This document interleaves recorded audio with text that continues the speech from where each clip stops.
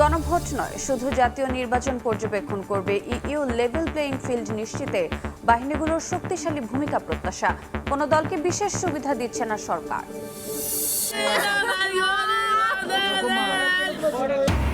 Myanmar থেকে ছোড়া গুলিতে টেকনাফে গুলিবিদ্ধ শিশু জীবন সংখ্যায় প্রতিবাদে সড়ক অবরোধ করে বিক্ষোভ, সীমান্তে নিরাপত্তা জোরদার, বিজিবির অভিযানে আটক 53। নির্বাচনী ডামাডোলের মধ্যে জাল টাকার বিস্তার নিয়ে চিন্তা, মূল্যস্ফীতির লাগাম টেনে অর্থনীতিতে গতি আনার চেষ্টাও ব্যর্থ হওয়ার শঙ্কা, নজরদারি বাড়ানোর তাগিদ। ডিলার ডিস্ট্রিবিউটারের কাছ থেকে গ্যাস কিনতে পাচ্ছি না। 1300 টাকা সরকারি রেট, এখন বর্তমানে 2500 টাকা আমরা গ্যাস পাচ্ছি না। এখন কেন এত দাম বাড়তেছে, এখন এটা দেখার তো কেউ না। রান্নাঘর থেকে ফিলিং স্টেশন, মিলছে না চাহিদার অর্ধেক এলপিজিও। ঋণপত্র খোলা ও আমদানি জটিলতায় নজিরবিহীন সংকট। আগামী সপ্তাহ থেকে পরিস্থিতি স্বাভাবিক হওয়ার আশা।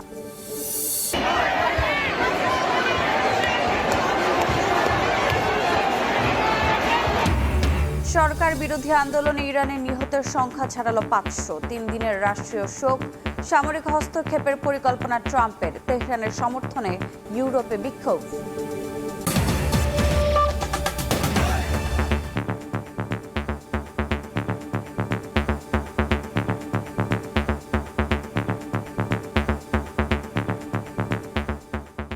ভোরের সময়ের সঙ্গে আছে আমি রোজা চৌধুরী। গণভোট নয়, শুধু জাতীয় নির্বাচন পর্যবেক্ষণ করবে ইইউ নির্বাচন পর্যবেক্ষণ দল। জনগণের আস্থা ও বিশ্বাস স্থাপন করাই নির্বাচনের বড় চ্যালেঞ্জ বলে মনে করছে দলটি। এদিকে প্রধান উপদেষ্টার সঙ্গে বৈঠকের পর পর্যবেক্ষক দলটিকে আশ্বস্ত করে বলেছেন, নির্বাচনে লেভেল প্লেইং ফিল্ড রয়েছে, কোনো দলকে বিশেষ সুবিধা দিচ্ছে না সরকার। প্রধান নির্বাচন কমিশনারের পর রোববার যমুনায় প্রধান উপদেষ্টা ডক্টর মোহাম্মদ ইউনূসের সঙ্গে সাক্ষাৎ করলেন ইউরোপীয় ইউনিয়নের নির্বাচনী পর্যবেক্ষক দল। এ সময় ভোটের পরিবেশ নিয়ে হয় আলোচনা।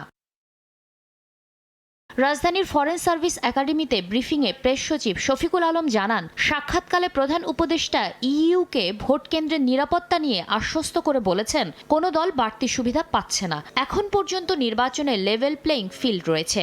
নির্বাচনের পরিবেশ নিয়ে ইইউ সন্তোষ প্রকাশ করেছে বলেও জানান শফিকুল আলম। আগের 3টি পার্লামেন্টারি ইলেকশন ক্রেডিবল হয়নি। ইন্টারিম গভর্নমেন্ট এবং ইলেকশন কমিশন পুরোপুরিভাবে প্রিপেয়ার্ড আছে ইলেকশন ও গণভোটের জন্য, যাতে এটা সুচারুভাবে সম্পন্ন হয়। চিফ অ্যাডভাইজার বলেছেন, লেভেল প্লেইং ফিল্ড প্রত্যেকটি রাজনৈতিক দলের জন্য সমান থাকবে। এদিকে রোববার দুপুরে রাজধানীর একটি হোটেলে সংবাদ সম্মেলনে ইইউ পর্যবেক্ষক দলের প্রধান বলেন, জনগণের মধ্যে বিশ্বাস এবং আস্থা স্থাপন বাংলাদেশের সুষ্ঠু নির্বাচন আয়োজনের বড় চ্যালেঞ্জ। লেভেল প্লেইং ফিল্ডের জন্য আইন শৃঙ্খলা বাহিনীর কার্যক্রম এবং মত প্রকাশের স্বাধীনতায় ভারসাম্য আনার পরামর্শ দেন তিনি। পর্যবেক্ষক দল নিরপেক্ষ নির্বাচনের জন্য ভোটের সন্তোষজনক হারের বিষয়টি গুরুত্ব দেবে বলেও জানানো হয় ব্রিফিংয়ে। Is to gain the trust and confidence of the citizens. On the one hand, to really have effective law enforcement agencies in place. On the other hand, of course, protecting also the free expression, free right of association. And in that sense, this is what we are going also to pay attention. Bangladesh is capable of having really credible participatory elections in order to move forward. গণভোট নয়, শুধুমাত্র জাতীয় নির্বাচন পর্যবেক্ষণ করবে ইউরোপীয় union. গণমাধ্যম ও সামাজিক মাধ্যমে ভুয়া তথ্য ও অপপ্রচার আলাদা করে পর্যবেক্ষণ করা হবে বলেও জানান পর্যবেক্ষক দলের প্রধান। Of course, what we will really observe is the main thrust is going to be the parliamentary elections and not the referendum, because this is kind of outside of our mandate. Our technical assessment of the electoral process will be guided by 3 key principles: independence, impartiality and non-interference. নিজস্ব অর্থায়নে ইইউর 200 পর্যবেক্ষক 64টি জেলায় 2 মাস কাজ শেষে জাতীয় নির্বাচনের 2 দিন পর নিরপেক্ষ পর্যবেক্ষণ তুলে ধরবে বলে আশ্বস্ত করেন ইভার্স আইজাফস। শাতিলা শারমিন, সময় সংবাদ, ঢাকা। আপিল শুনানির দ্বিতীয় দিনে প্রার্থিতা ফিরে পেলেন নাগরিক ঐক্যের মাহমুদুর রহমান মান্না সহ 57 জন। 7 জনের বাতিল ও স্থগিত করা হয়েছে 6টি আবেদন। এদিকে সশস্ত্র ও আইন শৃঙ্খলা রক্ষা বাহিনীর 16টি বিভাগ ও সংস্থার সঙ্গে বৈঠক করেছে নির্বাচন কমিশন। ভোটে সহিংসতা ঠেকাতে আরও জোরালো ভূমিকা রাখতে মাঠ প্রশাসনকে নির্দেশ দিয়েছে ইসি। ত্রয়োদশ জাতীয় সংসদ নির্বাচনের রিটার্নিং অফিসারের সিদ্ধান্তের বিরুদ্ধে আপিলের উপর দ্বিতীয় দিনের শুনানি চলছে নির্বাচন কমিশনে। রোববার ৭০টি আপিল আবেদন শুনানির জন্য রাখা হয়। দুপুর পর্যন্ত ৩৫টি আপিল শুনানির মধ্যে ২৭ জন প্রার্থিতা ফিরে পেয়েছেন, আর ইসি নামঞ্জুর করেছেন ৫ জনের আপিল। স্থগিত রয়েছে ৩টি। ২৮শে ডিসেম্বর থেকে সমস্ত সম্পদের বিবরণী হলফনামায় অ্যাডভোকেটের সাইন সহ নোটারি সহ জমা দিয়েছিল। তো আজকে কমিশন আলহামদুলিল্লাহ এটা অ্যাকসেপ্ট করেছে। হলফনামায় এবং ব্যক্তিগত তথ্যে কিছু ত্রুটি ছিল, এগুলি ফিল আপ করে দেওয়ার পর আল্লাহ রহমত আজকে আমি অ্যাকসেপ্ট। বেশিরভাগ ক্ষেত্রে এক পক্ষের শুনানি শুনেই সিদ্ধান্ত নিতে হচ্ছে ইসিকে। শুনানিতে হলফনামাটি সংশোধন করে আপিল করেছি। আজকের শুনানিতে আমাদের নির্বাচন কমিশনার শুনানির পরে আমাদেরটি বৈধ ঘোষণা করেছে। আজকে আমার মনোনয়নটি মঞ্জুর হয়েছে। আমার আপিল শুনানিতে উভয় পক্ষই ছিলেন।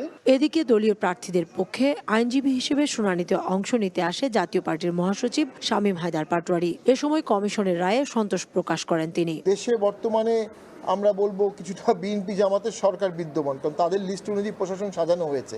সেখান থেকে নিরপেক্ষতার প্রশাসন তো দেখাতে হবে। প্রশাসনের বিভিন্ন যাদের বিরুদ্ধে অভিযোগ আছে তাদেরকে ট্রান্সফার করা এবং লেভেল প্লেইং ফিল্ডের পরিবেশ সৃষ্টি করা।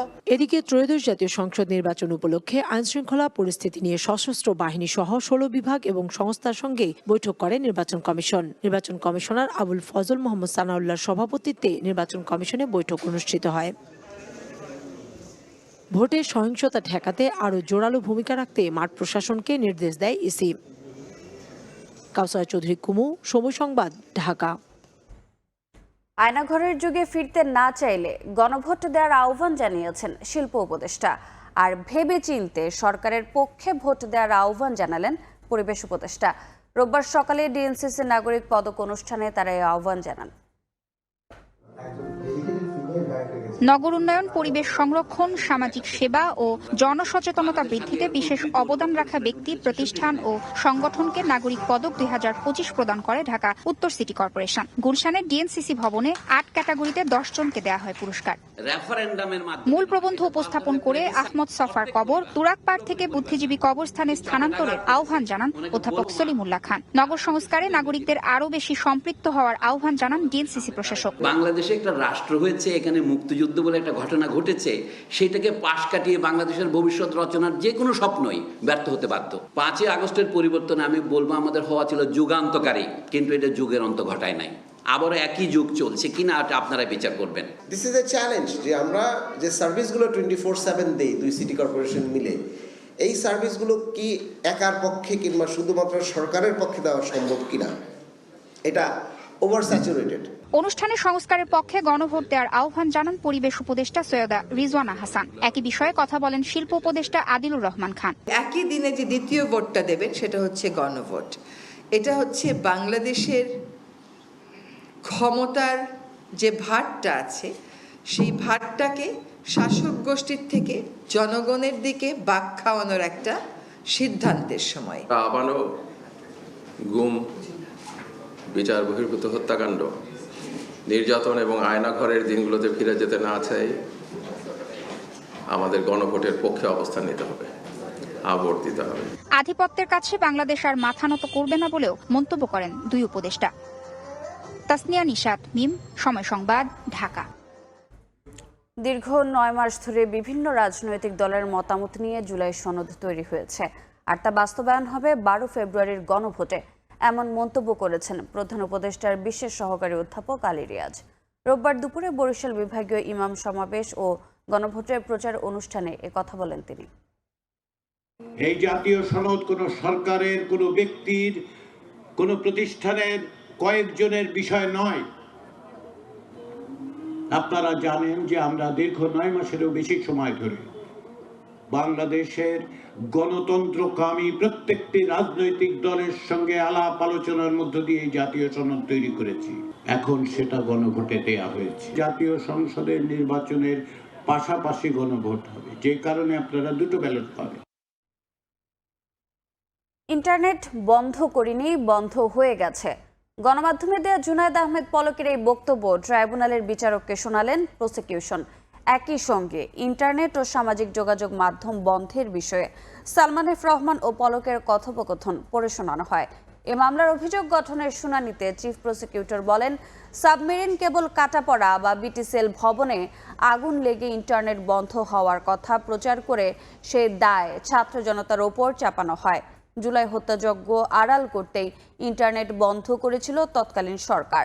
সজীব ওয়াজেদ জয় বিদেশে বসেই এসবের নীল নকশা করেছিলেন বলে ট্রাইব্যুনালকে জানায় প্রসিকিউশন।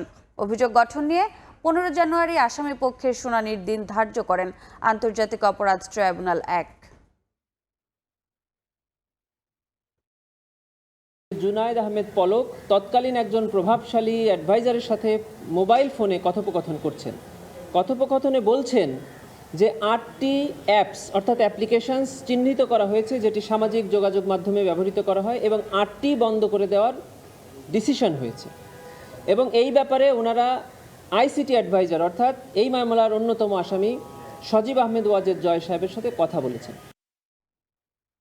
2008 সালের নির্বাচনে শেখ হাসিনার জমা দেওয়া হলফনামায় মিথ্যা তথ্য ছিল বলে জানিয়েছেন দুদক চেয়ারম্যান।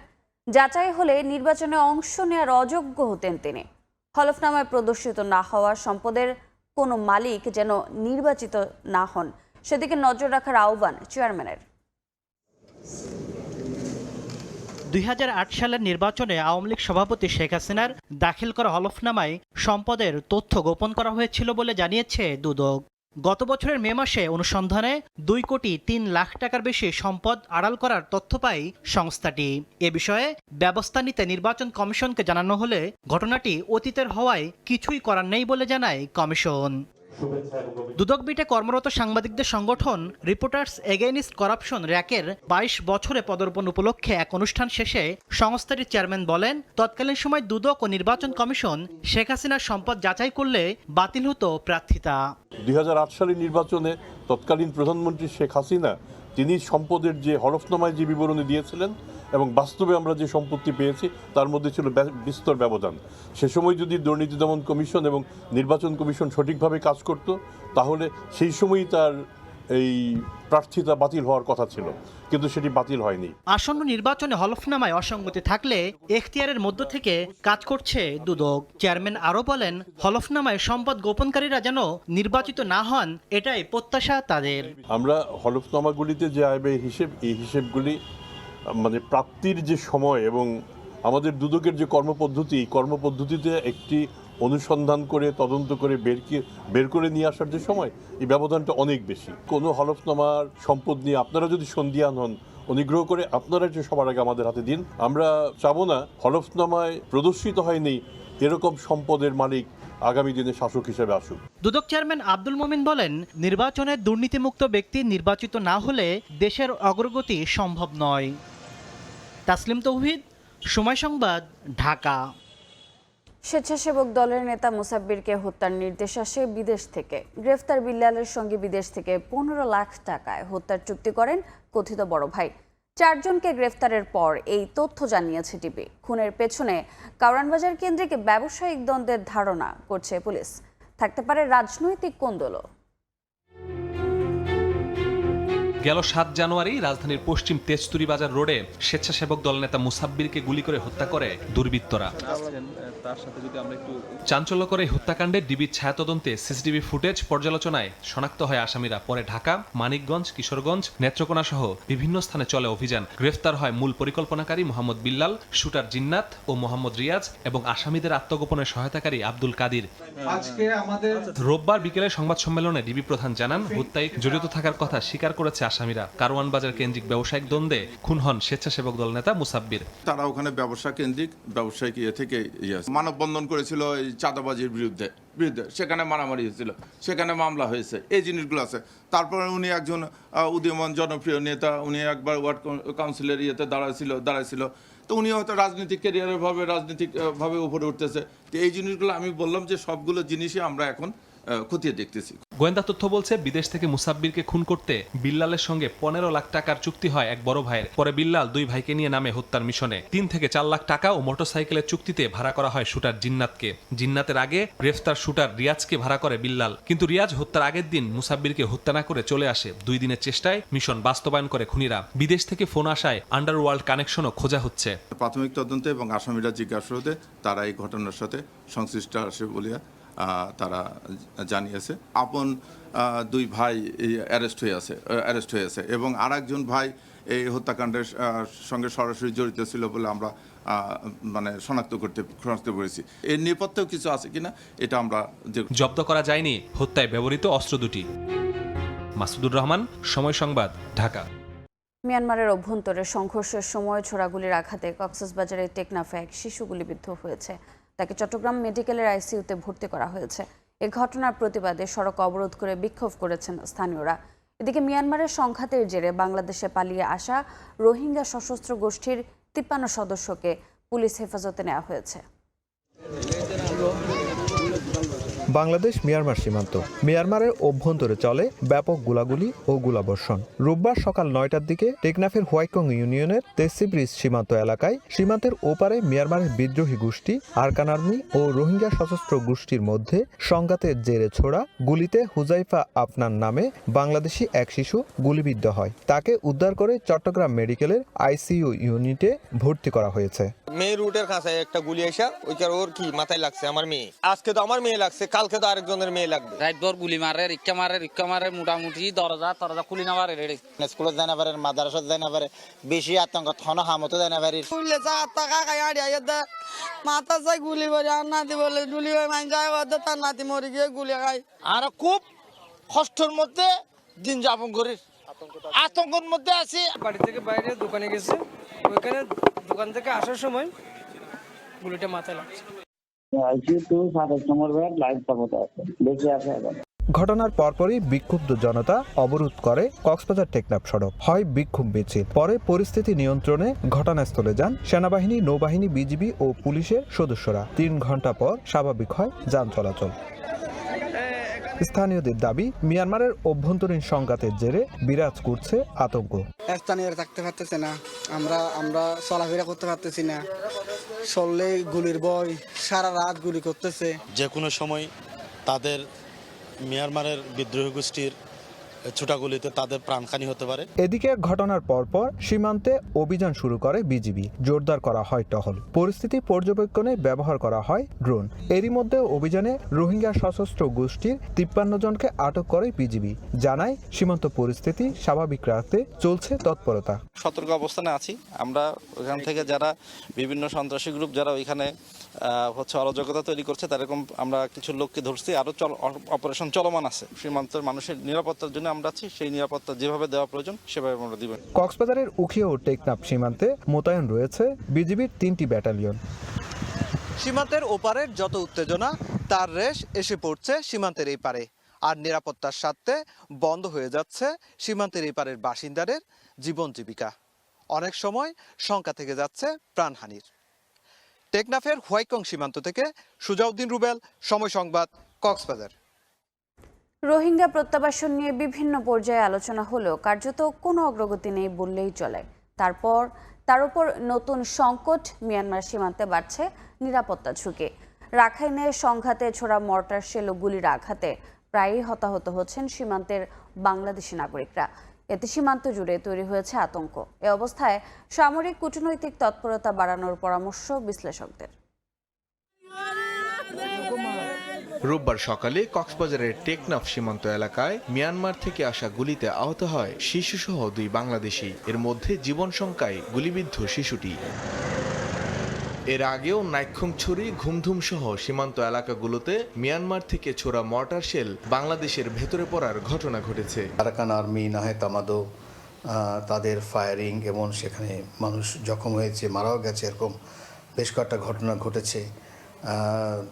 তার সাথে যেটা এখন আরও সমস্যা হয়ে দাঁড়িয়েছে সেটা হলো যে গ্লোবাল যে ফান্ড, যেই রিসোর্স দেওয়া হতো সেটাও কমে আসছে। তো এটা একটা চ্যালেঞ্জ। রোহিঙ্গা প্রত্যাবাসন থমকে থাকা কিংবা মিয়ানমারের অভ্যন্তরীণ সংঘাতে সীমান্তে মর্টার গুলিতে বাংলাদেশিদের হতাহতের ঘটনায় কূটনৈতিক সমাধানে গুরুত্ব দেওয়ার পরামর্শ দিচ্ছেন বিশ্লেষকরা। একটা দুর্বলতা আমাদের কূটনীতির, সেটা হলো সবসময় আমরা ট্র্যাক 1-এর মধ্যেই রাখি, যেটা হয়, এবং ট্র্যাক 1 আবার সবসময় কৃতিত্ব নিতে চায়। আমরা সামরিক কূটনীতি ব্যবহার করতে পারিনি, সেটাও একটা বিশাল দুর্বলতা। আমরা ভালো করেই জানি ওপাশে হলো সামরিক বাহিনী হলো ক্ষমতায় রাখে, বিশেষ করে তামাদর কথা যদি বলি, আবার আরাকান আর্মি যদি বলি, ওটাও তো সামরিক কাঠামো। বিশ্লেষকরা বলছেন আগামীতে নির্বাচিত সরকারের জন্য কূটনৈতিক চ্যালেঞ্জ হিসেবে দাঁড়াবে রোহিঙ্গা সংকট ও মিয়ানমার ইস্যু। নির্বাচিত সরকারের জন্য একটা বড় চ্যালেঞ্জ। মানিক মোহাম্মদ ওমর, সময় সংবাদ, ঢাকা। একদিকে নির্বাচনের ব্যস্ততা, অন্যদিকে জাল টাকার কালো হাত পড়েছে গ্রামগঞ্জ থেকে বন্দরে। এ অবস্থায় ভোগান্তি ও ঝুঁকি এড়াতে একদিকে ডিজিটাল লেনদেনে উৎসাহী করছে বাংলাদেশ ব্যাংক, অন্যদিকে এমএফএস এ নজরদারি বাড়ানোর তাগিদ আইন শৃঙ্খলা বাহিনীর। তবে শুধু সীমান্ত নয়, দেশের অভ্যন্তরেও নজরদারি না বাড়ালে দীর্ঘমেয়াদে ক্ষতির শঙ্কা অর্থনীতি বিশ্লেষকের। সেলিয়া সুলতানার রিপোর্ট। গত 23 ডিসেম্বর ভারতের পশ্চিমবঙ্গের উত্তর দিনাজপুরের হোমতাবাদ থেকে বাংলাদেশি 2 টাকার 60,000 নতুন নোট উদ্ধার করে দেশটির কাস্টমস বিভাগ। অক্টোবরে চট্টগ্রামে 20 কোটি টাকা ও মৌলভীবাজারের কুলাউড়া থেকে 1 কোটি টাকার জাল টাকা ছাড়াও ডলার, ইউরো সহ বিপুল পরিমাণ বৈদেশিক জাল মুদ্রা আটক হয়। সম্প্রতি যশোরের কেশবপুর থেকে উদ্ধার করা হয় জাল টাকা। শেরপুরের পোস্ট অফিস থেকেও গ্রাহককে জাল টাকা সরবরাহের ঘটনা ঘটে। ফলে গ্রামে গঞ্জে ছড়িয়ে পড়া জাল টাকা এবার জাতীয় অর্থনীতিতেও মাথা ব্যথার কারণ। 2 লক্ষ কোটি টাকা যদি দেশের ভিতরে প্রবেশ করতে হয়, যদি কেউ চায় যে সামনে নির্বাচনকে কেন্দ্র করে একটা অস্থিতিশীল অবস্থা তৈরি করা, সেক্ষেত্রে আমি নোট ছাড়লাম, কিন্তু আমি আবার সেই নোটটা দিলাম জাল নোট। মানে 2টা অপকর্ম আমি একসাথে সাধিত করলাম। আমরা বড় ধরনের একটা মিটিং করেছিলাম, আপনারা জানেন, ডিজিএফআই, এনএসআই, সিআইডি সবাইকে নিয়ে। এদিকে গত 23 ডিসেম্বর ভোটারদের কেন্দ্রে আসা বন্ধে টাকা ছড়ানো হতে পারে বলে আশঙ্কা করে নির্বাচন কমিশনকে জানায় মাঠ প্রশাসন পুলিশ। এছাড়া ভোটের আগে মোবাইল ফিনান্সিয়াল সার্ভিসে অবৈধ লেনদেন ঠেকাতে কঠোর নজরদারির সুপারিশ করে আইনশৃঙ্খলা বাহিনী। মোবাইল ফিনান্সিয়াল সার্ভিস ঝুঁকি না, কারণ এটা তো আমাদের একটা প্রচলিত ট্রানজাকশনের একটা মিডিয়া। তারপরে যদি মনে করেন সন্দেহজনক লেনদেনের বিষয় থাকে, সেক্ষেত্রে নির্বাচনের সাথে কোনো বিস্তারের থাকে, সেটা তো যাচাই করার সুযোগ আইন শৃঙ্খলা বাহিনীর রয়েছে। বিশ্লেষকদের মতে সবার দৃষ্টি নির্বাচনের দিকে, ফলে শুধু সীমান্তে নয়, জাল টাকা ধরায় অভ্যন্তরেও নজরদারি বাড়াতে হবে। যেহেতু আমরা দীর্ঘ সময় পরে অনেক প্রভাবশালী লোকজনকে বাংলাদেশ থেকে বিতাড়িত হতে দেখেছি, তারা কিন্তু বসে নেই। তারা তাদের জায়গা থেকে সম্পূর্ণভাবে চেষ্টা করবে, যে কোনো জায়গায় হোক একটা যদি ইনস্ট্যাবিলিটি করতে পারে, দিন শেষে কিন্তু এটা তাদের সাকসেস। একটা জিনিস দেখার জন্য কিন্তু আলাদা আলাদা কিন্তু ইউনিট আমাদের সরকারের আছে। লিড টাইম বাংলাদেশে যে এটা অনেক বেশি সময় লেগে যায়, সেটা কীভাবে কমানো যায়, মানে প্রভাব পড়ার আগেই যদি আমরা ডিটেক্ট করে ফেলতে পারি। জাল টাকার ভোগান্তি কমাতে, ক্ষতি এড়াতে বড় অঙ্কের অর্থ ডিজিটালে লেনদেনের পরামর্শ বাংলাদেশ ব্যাংকের। সেলিয়া সুলতানা, সময় সংবাদ, ঢাকা। স্টিলটেক মানে গুণগত মানের নিশ্চয়তা। It's all about stainless style. খুলনায় দুর্বৃত্তের ছোড়া গুলিতে প্রাণ গেল যুবকের। অন্যদিকে বগুড়ায় নিখোঁজের একদিন পর ধানক্ষেত থেকে ব্যবসায়ীর মরদেহ উদ্ধার করা হয়। এদিকে একদিন পেরিয়ে গেলেও চট্টগ্রামের নাসির হত্যাকাণ্ডে এখনও কেউ আটক হয়নি। দুর্বৃত্তের ছোড়া গুলিতে একমাত্র ছেলেকে হারিয়ে শোকে স্তব্ধ মা। শনিবার গভীর রাতে খুলনার রূপসার বাগমারা এলাকায় হঠাৎ গুলির শব্দ। আতঙ্কিত এলাকাবাসী ঘর থেকে বেরিয়ে দেখেন গুলিবিদ্ধ অবস্থায় পড়ে আছেন যুবক আব্দুল বাসেদ বিকুল। তাৎক্ষণিক তাকে উদ্ধার করে নেওয়া হয় খুলনা মেডিকেলে। সেখানে বিকুলকে মৃত ঘোষণা করেন চিকিৎসক। মুরাজিম মারিছে কামিরাজ আর রায়হান, জরুরি বিচার চাই। পুলিশ জানায় নিহত যুবক বিকুলের বিরুদ্ধে একাধিক মামলা রয়েছে। পূর্বশত্রুতার জেরে এই হত্যাকাণ্ড হয়ে থাকতে পারে। এটা তদন্ত চলছে, বিরুদ্ধে একাধিক মামলা হয়েছে। এদিকে চট্টগ্রামে জামাল হত্যাকাণ্ডে এখনো কোনো মামলা হয়নি, আটক হয়নি কেউ। শনিবার রাতে ফটিকছড়ির লেলাং ইউনিয়নে মোটরসাইকেলে করে আসা 2 আরোহী গুলি করে হত্যা করে জামালকে। এ সময় আহত হন নাসির নামে আরেক যুবক। এলাকায় একক আধিপত্য বিস্তারকে কেন্দ্র করে যতদূর শুনতে পেরেছি আসলে এই দুর্ঘটনা। পটুয়াখালীর কলাপাড়ায় নিখোঁজের 3 দিন পর খালের চরে পুঁতে রাখা অবস্থায় ফেরদৌস মুন্সি নামে এক যুবকের লাশ উদ্ধার করা হয়েছে। হত্যাকাণ্ডের রহস্য উদ্ঘাটনে কাজ করছে পুলিশ। এছাড়া নিখোঁজের একদিন পর বগুড়ার শেরপুরের জামালপুরে ধান খেতে মিলল এক ব্যবসায়ীর মরদেহ। পুলিশের ধারণা তাকে শ্বাসরোধে হত্যার পর ফেলে রেখে যায় দুর্বৃত্তরা। স্বজনরা জানান শনিবার সকালে ব্যবসার পাওনা টাকা নিতে বাড়ি থেকে বের হয়েছিলেন হামিদুল। এরপর থেকে নিখোঁজ ছিলেন তিনি। ফাহারিয়া ফারজানা, সময় সংবাদ। ফরিদপুরে উদ্ধারকৃত বোমাটি উন্নত বিস্ফোরক ডিভাইস যুক্ত রিমোটের মাধ্যমে নিয়ন্ত্রিত ছিল। প্রাণঘাতী হিসেবে শনাক্ত বোমাটি নিষ্ক্রিয় করেছে পুলিশের অ্যান্টি টেরোরিজম ইউনিট। রোববার সকাল 10টা থেকে বেলা 12টা পর্যন্ত পুলিশের 10 জন সদস্য বিশেষ নিরাপত্তা পোশাক পরে বালুর বস্তা দিয়ে ঢেকে রাখা বোমাটি বুলেট প্রুফ সরঞ্জাম দিয়ে ঢেকে রাখেন। পরে 100 মিটার দূর থেকে তারযুক্ত যন্ত্রের মাধ্যমে বিস্ফোরণ ঘটে। বিকট শব্দে কেঁপে ওঠে আশপাশ। এর আগে শনিবার সকালে শহরের আলিমুজ্জামান সেতুর পূর্ব দক্ষিণ প্রান্তে নীল রঙের ব্যাগের ভেতরে রাখা বোমা সন্দেহে ঘিরে রাখেন সেনাবাহিনী ও পুলিশ সদস্যরা। হাত বোমা ফাটিয়ে এলাকায় আতঙ্ক। মালয়েশিয়া প্রবাসীর ঘরের দরজা ভেঙে ভেতরে ঢুকে একদল দুর্বৃত্ত। বিষয়টি টের পেয়ে প্রতিরোধ করলে পালিয়ে যায় মুখোশধারী ডাকাত দল। মাদারীপুরের এ ঘটনার ভিডিও ভাইরাল হয়েছে সামাজিক যোগাযোগ মাধ্যমেও। দুর্বৃত্তদের চিহ্নিত করে আইনের আওতায় আনার আশ্বাস দিয়েছে পুলিশ।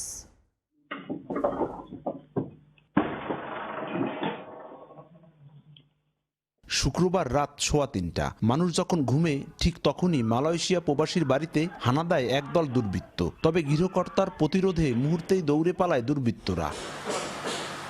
এ চিত্র মাদারীপুর সদর উপজেলার পেয়ারপুর গ্রামের। মনিরুজ্জামান রাজা মিয়া খালাসির ঘরের দরজা ভেঙে ভেতরে ঢুকে একদল দুর্বৃত্ত। পরিবারের লোকজনের ডাক চিৎকারে পিছু হটতে বাধ্য হয় তারা। পালিয়ে যাওয়ার সময় একাধিক বোমা বিস্ফোরণ করে দুর্বৃত্তরা। তো আমি যে আমার হাতে একটা দাও নিয়ে বের হয়েছিলাম আমি রুম থেকে, তো আমি দেখেই প্রথমে আমি কোপ দেওয়া শুরু করছি। ওরাও দুজন আমাকে কোপ দিছে, কিন্তু ওদেরটা লাগে নাই, আলহামদুলিল্লাহ সেফ ছিলাম। আইসা দেখি ওইখানে একটা বোমা, ওই বোমার বিস্ফোরণ করছে, ওখানে বন্ধ হয়, অনেক কাগজ পাওয়া গেছে। আমরা পাড়া প্রতিবেশী খুবই আতঙ্কিত আছি। সরকারের কাছে আবেদন, যেটা তদন্ত করে আসামি ধরা হোক, ধরে আমাদের একটু নিরাপত্তা থাকার ব্যবস্থা করে দেখ। এই বিষয়ই চাই বাবা, আর কিছু চাই না। আমরা বিল্ডিং হইয়াও শান্তি পাই না। এদিকে এই ঘটনার পর এলাকা জুড়ে বিরাজ করছে আতঙ্ক। দুর্বৃত্তদের চিহ্নিত করে আইনের আওতায় আনার আশ্বাস দিয়েছে পুলিশ। এই ঘটনাটি আমাদের আসলে তদন্তাধীন আছে। মূল কি হয়েছিল, অ্যাকচুয়াল কি ঘটনা ঘটেছিল সেটা আমরা অনুসন্ধান করে তদন্ত করে বের করতে পারবো। এর আগে গত বছরের 1 জানুয়ারি শিবচর পৌরসভার থানামোড় এলাকার বিআরবি কেবলের শোরুমে ডাকাতির ঘটনা ঘটে। এ সময় লুট হয় 60 লাখ টাকার মালামাল। এরপর ওই বছরের 29 এপ্রিল রাজৈরের সুতারকান্দি গ্রামের ধান ব্যবসায়ী আব্দুল আলিম ফকিরের বাড়িতেও হয় ডাকাতি। লুট হয় নগদ টাকা ও স্বর্ণালংকার। সঞ্জয় কর্মকার, অভিজিৎ, সময় সংবাদ, মাদারীপুর। ব্রাহ্মণবাড়িয়ায় দুপক্ষের সংঘর্ষে অর্ধশতাধিক মানুষ আহত হয়েছেন। আটক করা হয়েছে 2 জনকে। স্থানীয়রা জানান, নাসিরনগরের কোনাপাড়া গ্রামের স্ত্রীর সঙ্গে তার এক আত্মীয়ের পরকীয়ার সন্দেহ করত স্বামী। এর জেরে রোববার সকালে কলমধর এবং রৌশন আলীর মধ্যে কথা কাটাকাটি হয়। দুপুরে 2 পক্ষ 2 দলে বিভক্ত হয়ে দেশীয় অস্ত্র নিয়ে সংঘর্ষে জড়ায়। 3 ঘণ্টাব্যাপী চলা সংঘর্ষে অর্ধশতাধিক মানুষ আহত হন। খবর পেয়ে পুলিশ এবং সেনাবাহিনী ঘটনাস্থলে গিয়ে পরিস্থিতি নিয়ন্ত্রণে আনে। পরে আহতদের বিভিন্ন হাসপাতালে চিকিৎসা দেওয়া হয়।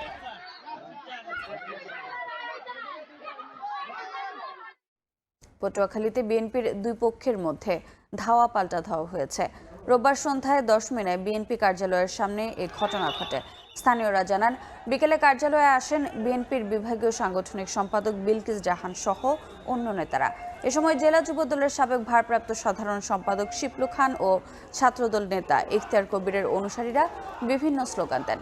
বহিষ্কৃত কেন্দ্রীয় নেতা হাসান মামুনের সমর্থকদের সঙ্গে বাকবিতণ্ডা হয়। হাতাহাতির এক পর্যায়ে ধাওয়া পাল্টা ধাওয়ায় রূপ নেয়। খবর পেয়ে পুলিশ এসে নিয়ন্ত্রণে আনে পরিস্থিতি।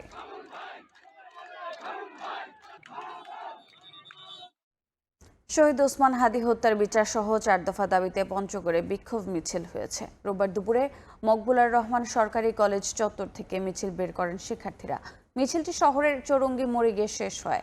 সেখানেও সড়ক অবরোধ করলে বিক্ষোভকারীদের সরিয়ে দেয় সেনাবাহিনী। এ সময় বেশ কয়েকজন আহত হন। এর প্রতিবাদে রাতে বাংলাদেশপন্থী শিক্ষার্থীদের ডাকে ফের জেলা শহরে বিক্ষোভ করে ছাত্র জনতা। রাতে আহত শিক্ষার্থীদের দেখতে জেলা আধুনিক সদর হাসপাতালে যান এনসিপির উত্তরাঞ্চলের মুখ্য সংগঠক সার্জিস আলম, জেলা প্রশাসক সহ ঊর্ধ্বতন কর্মকর্তারা।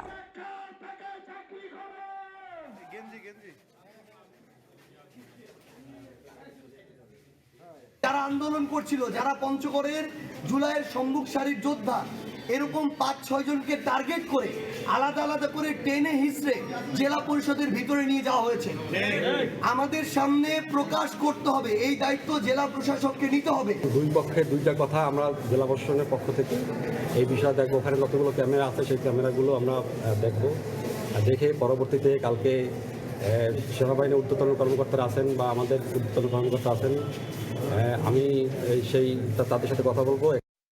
থামছে না এলপিজি নৈরাজ্য, বিক্রি হচ্ছে প্রায় দ্বিগুণ দামে।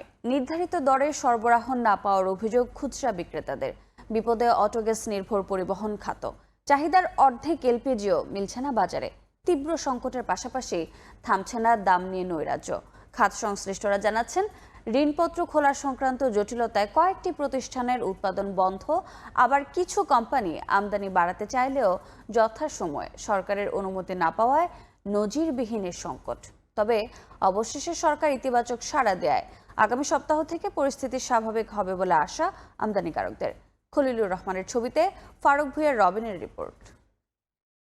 ৩২০০ টাকার সিলিন্ডার ৫,০০০ টাকা বিক্রি হচ্ছে, এরপরও দিচ্ছে না। দোকান খালি হয়ে রয়েছে, কিন্তু আমি তো মাল পাচ্ছি না। কোম্পানির কোনো ডিলার ডিস্ট্রিবিউটারের কাছ থেকে গ্যাস কিনতে পাচ্ছি না। এলপি গ্যাস নেই, রাজধানীর অনেক দোকানে সাঁটানো এমন নোটিশ। সংকটের মধ্যে দাম নিয়েও চলছে নৈরাজ্য। সিলিন্ডার কিনতে হচ্ছে প্রায় দ্বিগুণ দামে, এরপরও পাওয়া যাচ্ছে না সব জায়গায়। বিভিন্ন দোকানে দোকানে ঘুরতেছি, বিভিন্ন জায়গায় কল দিচ্ছি, কোনো জায়গাতে আসলে কোনো রেসপন্স পাইতেছি না। ৪০০ টাকা সরকারি রেট, এখন বর্তমানে ২৫০০ টাকা আমরা গ্যাস পাচ্ছি না। এখন কেন এত দাম বাড়তেছে? এখন এটা দেখার তো কেউ নেই। আমার এখানে যা বোতল পিছনে দেখতেছেন সবগুলি খালি বোতল, এজন্য আমি এটা টানাইতে বাধ্য হয়েছি। কেবল বাসাবাড়িতে রান্নাবান্নাই নয়, সংকটের প্রভাব এলপিজি বা অটোগ্যাস নির্ভর পরিবহন খাতেও। কোনো স্টেশন বন্ধ, আবার কোনোটিতে যানবাহনের দীর্ঘ সারি। ১ ঘন্টা ধরে ঘুরতেছি, এলপিজির দাম বাড়ানোর পর থেকে এরকম চলতেছে। দোকানে যেন আগে লাইন থেকে আউট করে দেয়, মানে ব্যারিকেড দিয়ে রাখছে, কোনো গ্যাস নাই, বন্ধ।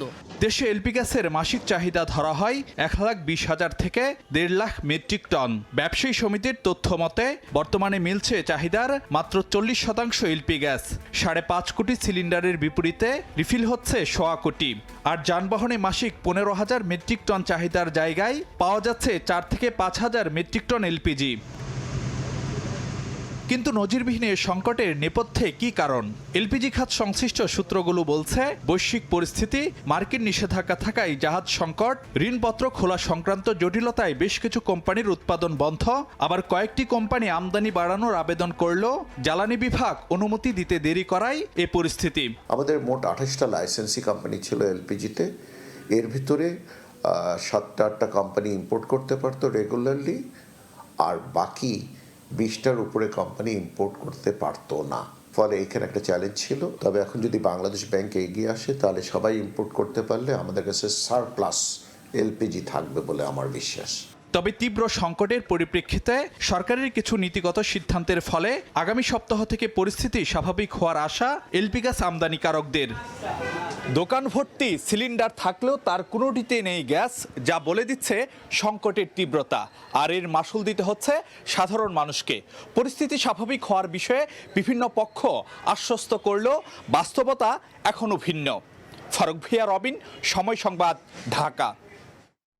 ক্যাশলেস লেনদেন জনপ্রিয় করা গেলে রাজস্ব বাড়বে 1.5 থেকে 2 লাখ কোটি টাকা।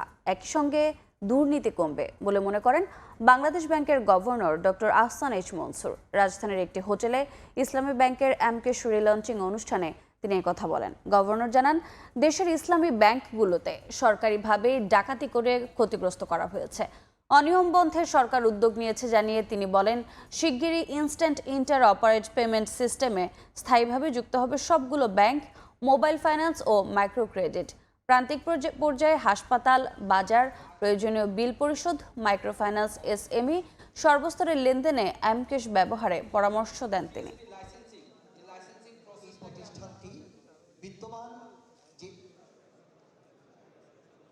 আমাদের হিসাবে ক্যাশলেস সোসাইটি হলে বাংলাদেশের করাপশন অনেক কমে যাবে। এবং 1.5 থেকে 2 লক্ষ কোটি টাকার নতুন রাজস্ব বা আয় বৃদ্ধি পাবে। আমরা চাই বাংলাদেশে ইসলামিক ব্যাংক অলরেডি একটা শক্তিশালী অবস্থানে আছে, কিন্তু একটা বড় ধাক্কা খেয়েছে বিকজ অফ ইন্টারভেনশন প্রিভিয়াস গভর্নমেন্টের যে ধরনের আমি বলবো সরকারিভাবেই ডাকাতি করা ব্যাংকগুলোকে। তো এটার কারণে ব্যাপক ক্ষতি সাধন হয়েছে। আমরা সেখান থেকে বের হয়ে আসার চেষ্টা করছি। আমাদের উদ্দেশ্য হচ্ছে ক্যাশলেস বাংলাদেশ গঠন করা। অডিটের 13,500 কোটি টাকা বকেয়া নিয়ে চলা বিরোধ মেটাতে সরকারকে সমঝোতার প্রস্তাব দিয়েছে গ্রামীণফোন ও রবি। এই ইস্যুতে 6 বছর ধরে মামলা চালিয়ে অপারেটর দুটি এখন সালিশের সমাধান খুঁজছে। তারা বলছে এতে সময়, সম্পদ ও পারস্পরিক স্বার্থ বজায় থাকবে। সালিশের মাধ্যমে বিরোধ নিষ্পত্তির বিষয়টি খতিয়ে দেখছে বিটিআরসিও। শুভ খানের রিপোর্ট। আর্থিক কর্মকাণ্ডে স্বচ্ছতা ও জবাবদিহিতা নিশ্চিত করতে 2016 সালে গ্রামীণফোন ও রবিতে অডিট বা নিরীক্ষা করে বিটিআরসি, যেখানে 1996 সাল থেকে 2014 সাল পর্যন্ত তরঙ্গের মূল্য পরিশোধ, লাইসেন্স ফি, করভ্যাট সহ বিভিন্ন বিষয়ে নিরীক্ষা হয়। ওই নিরীক্ষার পর গ্রামীণফোনের কাছে 12,580 কোটি টাকা এবং রবির কাছে 867 কোটি 23 লাখ টাকা পাওনা বাবদ দাবি করে বিটিআরসি। এই দাবি নিয়ে আপত্তি থাকলেও গ্রামীণফোন 2000 কোটি টাকার বেশি এবং রবি পরিশোধ করেছে 138 কোটি টাকা। এর মধ্যে 2019 সালে বিটিআরসির পাওনা দাবির বিপরীতে আদালতে পৃথক মামলাও করে অপারেটর দুটি। তবে রাজনৈতিক পট পরিবর্তনের পর বকেয়া পাওনার বিষয়টি সালিশের মাধ্যমে নিষ্পত্তির অনুরোধ জানিয়ে বিটিআরসিকে চিঠি দিয়েছে গ্রামীণফোন ও রবি। চিঠিতে গ্রামীণফোন বলেছে নিরীক্ষা দাবির টাকা নিয়ে 6 বছর ধরে মামলা চলছে। দীর্ঘ সময়, প্রক্রিয়া এবং কারিগরি জটিলতা বিবেচনায় তারা এখন বিষয়টি সালিশি পদ্ধতিতে নিষ্পত্তি চায়। পারস্পরিক স্বার্থ বজায় রাখতে মধ্যস্থতার প্রস্তাব দিয়েছে রবি। যেভাবে অডিটটা করা হয়েছিল সেটা নিয়েও অনেক প্রশ্ন আছে, সুতরাং আরবিট্রেশনে যদি এটা একটা অ্যামিকেবলি সেটেল হয়, উই ওয়েলকাম দ্যাট।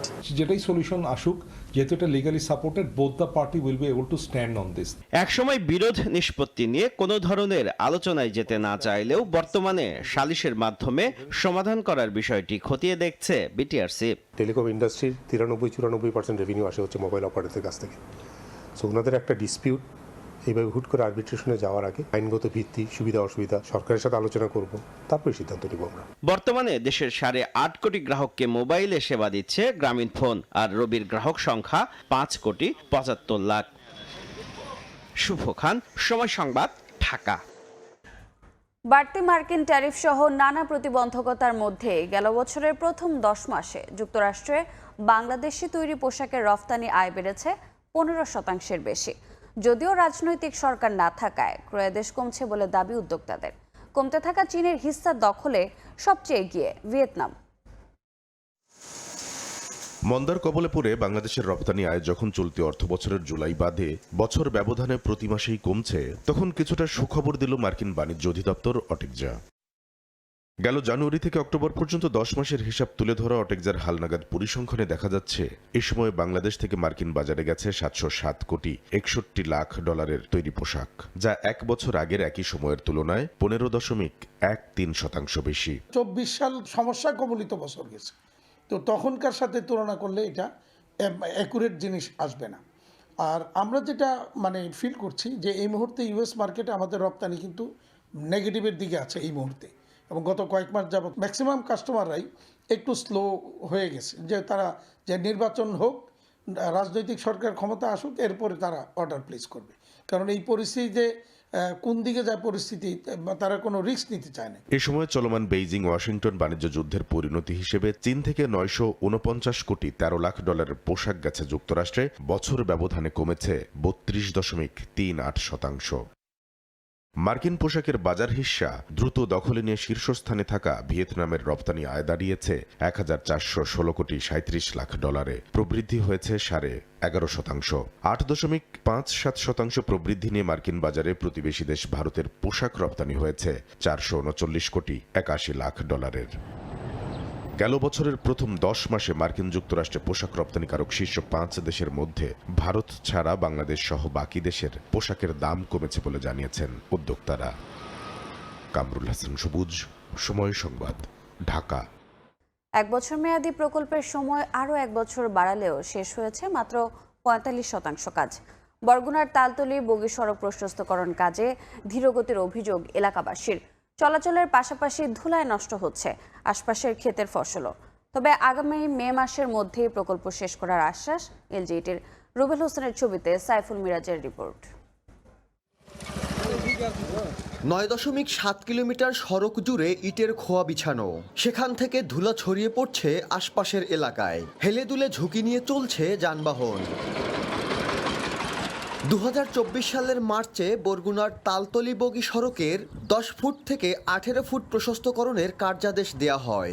1 বছর মেয়াদী প্রকল্পের সময় আরও 1 বছর বাড়িয়েও এখন পর্যন্ত শেষ করা হয়েছে মাত্র 45% কাজ। এলাকাবাসী বলছেন, একদিকে কাজের ধীরগতির কারণে চলাচলে ভোগান্তি পোহাতে হচ্ছে তাদের, অন্যদিকে সড়কে ধুলো সৃষ্টি হওয়ায় তাদের কষ্ট হওয়ার পাশাপাশি নষ্ট হচ্ছে আশপাশের ক্ষেতের ফসলও। রাস্তার ধুলোবালির জন্য দোনোপাশে রাস্তা দান ছিঁড়ে হয়ে গেছে, একদম নষ্ট হয়ে গেছে ডাইরেক্ট। ধুলোবালিতে ক্ষয়ক্ষতি হয়, কাশি হয়, সাদা সাত ধুলায় লাল হয়ে যায়। একদিন কাজ চলে 5 দিন চলে না। খোয়াগুলা দিতে পারছে, এটা ডাইরেক্ট মাটির চুলার মতো একবারে যে ধরলে বুঝে ভেঙে যায়। তবে আগামী মে মাসের মধ্যেই কাজ শেষ করার আশ্বাস এলজিইডির। আমরা ঠিকাদারের সঙ্গে ইতিমধ্যে ওয়ার্ক প্ল্যান নিয়েছি। বিভিন্নবার ঠিকাদারের সাথে আমরা মিটিং করেছি। তো আশা করছি আমরা যে আগামী বছর মে মাসের মধ্যে এই সড়কের কাজটি সমাপ্ত হবে। এলজিইডির তথ্য মতে বগিতালতলী সড়ক প্রশস্তকরণে ব্যয় ধরা হয়েছে 14,54,00,000 টাকা। সাইফুল মিরাজ, সময় সংবাদ, বরগুনা। প্রকল্পের মেয়াদ আছে প্রায় 3 মাস, অথচ এখন পর্যন্ত শেষ হয়েছে 18টি পিলারের আংশিক কাজ। ঠিকাদার কারাগারে থাকায় বন্ধ রয়েছে ঝালকাঠির নলছিটি উপজেলার খয়রাবাদ নদীর সেতু নির্মাণ কাজ। এতে ভোগান্তিতে এলাকাবাসী। তবে নির্ধারিত সময়ে কাজ শেষ না করতে পারলে ব্যবস্থা নেওয়ার কথা জানিয়েছে এলজিইডি। পলাশ রায়ের পাঠানো তথ্য ও শামীম হোসেনের ছবি নিয়ে রিপোর্ট। নদীর তীরে নির্মাণাধীন সেতুর অবকাঠামো, কাজ বন্ধ থাকায় যত্রতত্র পড়ে আছে নির্মাণ সামগ্রী। 2023 সালের 25 এপ্রিল ঝালকাঠির নলছিটি উপজেলার খয়রাবাদ নদীতে শুরু হয় সেতু নির্মাণ। আগামী এপ্রিলে নির্মাণ হওয়ার কথা থাকলেও 18টি পিলারের আংশিক কাজ শেষ হয়েছে। জুলাই আন্দোলন শেষে বন্ধ হয়ে যায় প্রকল্পের কাজ। স্থানীয়দের অভিযোগ, জুলাই আন্দোলনে হামলা মামলায় ঠিকাদার বর্তমানে কারাগারে থাকায় প্রকল্পের ব্যবস্থাপনা ভেঙে পড়েছে। অথচ সেতুর অভাবে যোগাযোগ ব্যবস্থায় ভোগান্তি পোহাতে হচ্ছে এলাকাবাসীর। দ্রুত কাজ শেষ করার দাবি তাদের। আমরা যারা বরিশালে লেখাপড়া করি, ভার্সিটি সহ এবং বরিশালে বিভিন্ন কলেজে, আমরা সকালবেলা আসতে দেখা যায় এখানে 7টার আগে ট্রলার পাওয়া যায় না। একটা মহিলার ডেলিভারি হইলে যাইতে সমস্যা, আসতেও সমস্যা। নদীটির থাকার কারণে আমরা ব্যবসায়িক যে একটা বিষয়, ব্যবসাটা মান উন্নয়ন হচ্ছে না। আমরা উন্নয়নের পক্ষে এবং উন্নয়নের জন্য আমরা জোর দাবি জানাচ্ছি। নির্ধারিত সময়ের মধ্যে কাজ শেষ না করতে পারলে ব্যবস্থা নেওয়ার কথা জানায় এলজিইডি। তবে সংশ্লিষ্ট ঠিকাদারের সাথে আমরা ম্যানেজমেন্ট মিটিংয়ে আলোচনা করা হয়েছে এবং ওনারা বলছে নির্দিষ্ট সময়ের মধ্যে কাজটি শেষ করবে। যদি শেষ করতে না পারে আমরা পিবিএর মোতাবেক ব্যবস্থা গ্রহণ করা হবে। এলজিইডির তথ্য মতে 730 মিটার দীর্ঘ সেতুটির ব্যয় ধরা হয়েছে 123,09,00,000 টাকা। সময় সংবাদ, ঝালকাঠি। আইন অনুযায়ী সরকারি প্রকল্পে পোড়ামাটির ইট ব্যবহারে নিষেধাজ্ঞা থাকলেও পটুয়াখালীতে ইপিজেড নির্মাণে সেই নিয়ম মানা হচ্ছে না। পরিবেশবিদরা বলছেন, আন্তর্জাতিক মানসম্পন্ন একটি ইপিজেডে পোড়ামাটির ইট ব্যবহার শুধু পরিবেশের জন্য ক্ষতিকর নয়, বরং বিদেশি বিনিয়োগকারীদের কাছেও দিতে পারে নেতিবাচক বার্তা। এদিকে প্রকল্প কর্তৃপক্ষের দাবি, ব্লক সংকটের কারণে ব্যবহার হচ্ছে পোড়ামাটি। শিকদার জাবির হোসেনের রিপোর্ট, ক্যামেরায় ছিলেন তৌকিব পেদা। পায়রা সমুদ্র বন্দর ঘিরে পটুয়াখালীতে গড়ে উঠছে দেশের দ্বিতীয় বৃহত্তম রপ্তানি প্রক্রিয়াকরণ এলাকা ইপিজেড। শিল্পায়ন, কর্মসংস্থান সৃষ্টি এবং বিদেশি বিনিয়োগের বড় প্রত্যাশা নিয়ে এগোচ্ছে এ প্রকল্প। তবে নির্মাণের শুরুতেই পরিবেশগত মানদণ্ড নিয়ে দেখা দিয়েছে প্রশ্ন। অভিযোগ উঠেছে, ইপিজেড এলাকার সীমানা প্রাচীর সহ বিভিন্ন অবকাঠামো নির্মাণে ব্যবহার করা হচ্ছে পোড়ামাটির ইট।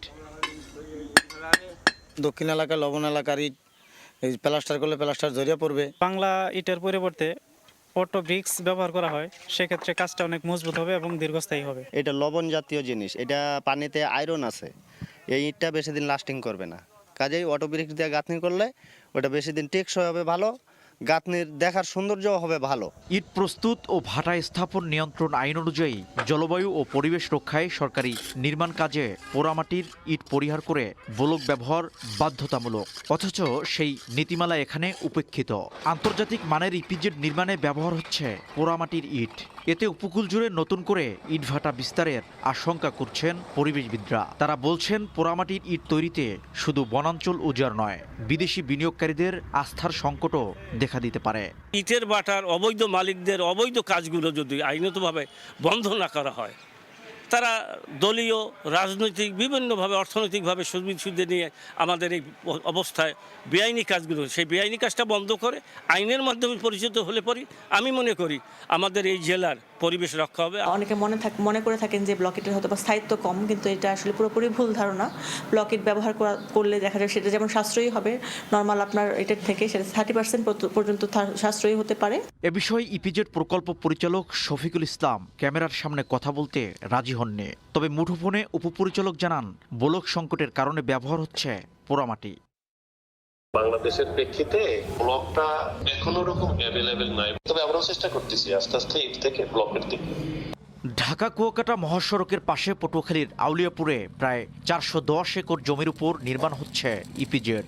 এর মোট ব্যয় ধরা হয়েছে 1443 কোটি টাকা। চলতি বছরই নির্মাণ কাজ শেষ হওয়ার কথা রয়েছে। শিকদার জাবির হোসেন, সময় সংবাদ, পটুয়াখালী। লবণ আমদানি বন্ধ এবং ন্যায্য মূল্য নিশ্চিতের দাবিতে কক্সবাজারে মানববন্ধন ও বিক্ষোভ সমাবেশ করেছেন লবণ চাষি, শ্রমিক ও ছাত্র জনতা। রোববার বিকেলে সদরের মহেশখালীতে এই বিক্ষোভ সমাবেশ হয়। এ সময় বক্তারা বলেন, অব্যাহত লবণ আমদানির কারণে দেশীয় লবণ শিল্প মারাত্মক হুমকির মুখে পড়েছে। এতে প্রান্তিক লবণ চাষিরা ক্ষতিগ্রস্ত হচ্ছেন।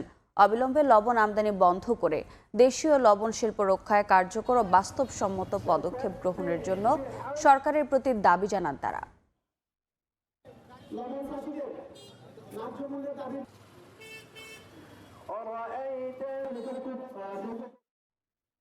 কুড়িগ্রাম খাদ্য গুদাম থেকে উধাও 550 মেট্রিক টন ধান ও চাল বিক্রি করে অর্থ আত্মসাতের অভিযোগ উঠেছে। অভিযান চালিয়ে গোডাউন সিলগালা করেছে দুদক। বিকেলে শহরের নতুন রেল স্টেশন এলাকায় জেলা খাদ্য গুদামের 8টি গোডাউনে অভিযান চালান দুদক কর্মকর্তারা। এ সময় 521 মেট্রিক টন ধান ও 35 মেট্রিক টন চাল না থাকার প্রমাণ মেলে। দুদক জানায়, কৃষকদের পরিবর্তে ব্যবসায়ীদের কাছ থেকে নিম্নমানের চাল সংগ্রহ, পুরনো বস্তা ব্যবহার এবং বিক্রি করে অর্থ আত্মসাতের অভিযোগে অভিযান চালানো হয়। পরে ধান ও চাল ঘাটতি পাওয়ায় গোডাউন সিলগালা করা হয়।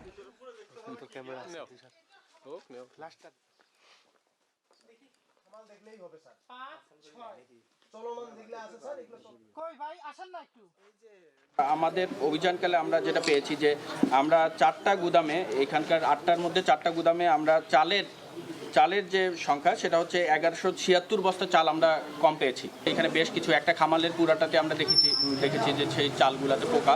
এছাড়া আমরা আরেকটা বড় অনিয়ম পেয়েছি। এখানে টোটাল ধানের মজুদ থাকার কথা ছিল 711 মেট্রিক টন, গণনা করে সেখানে আমরা 190 মেট্রিক টন ধানের উপস্থিতি আমরা পাই। সেকেলে প্রযুক্তি অদক্ষ চালক বালু বোঝে বালখেড ও ডুবোচর যেন নদীপথের ভয়াবহ আতঙ্ক। শীত মৌসুমে কুয়াশাচ্ছন্ন পরিবেশ নদীপথকে করে তোলে আরও বিপজ্জনক। দেশের দক্ষিণে নৌরুটে ঘটছে একের পর এক দুর্ঘটনা। গত 1 বছরে প্রাণ হারিয়েছেন 150 মানুষ। প্রতিটি অঘটনের পর তদন্ত কমিটি হয়, কিন্তু বাস্তবায়ন হয় না সুপারিশ। আর চলতি শীত মৌসুমেও ঘন কুয়াশায় আরও বিপজ্জনক হয়ে উঠেছে নৌপথ। সুজয় দাসের ছবিতে বিস্তারিত অপূর্ব রিপোর্ট।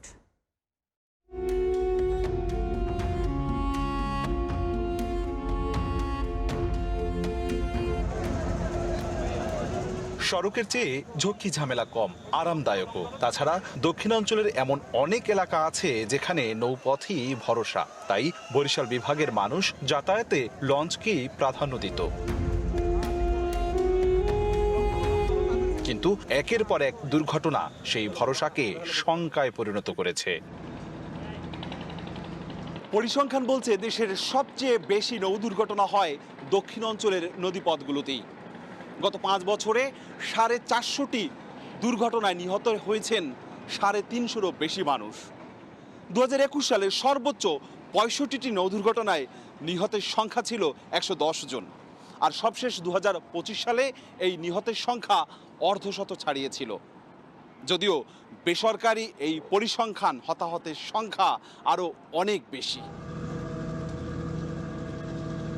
খোদ লঞ্চ চালকদেরই অভিযোগ, অভ্যন্তরীণ নৌ রুটের 3/4 নৌযান চলে সেকেলে প্রযুক্তিতে, নেই নেভিগেশন রাডার।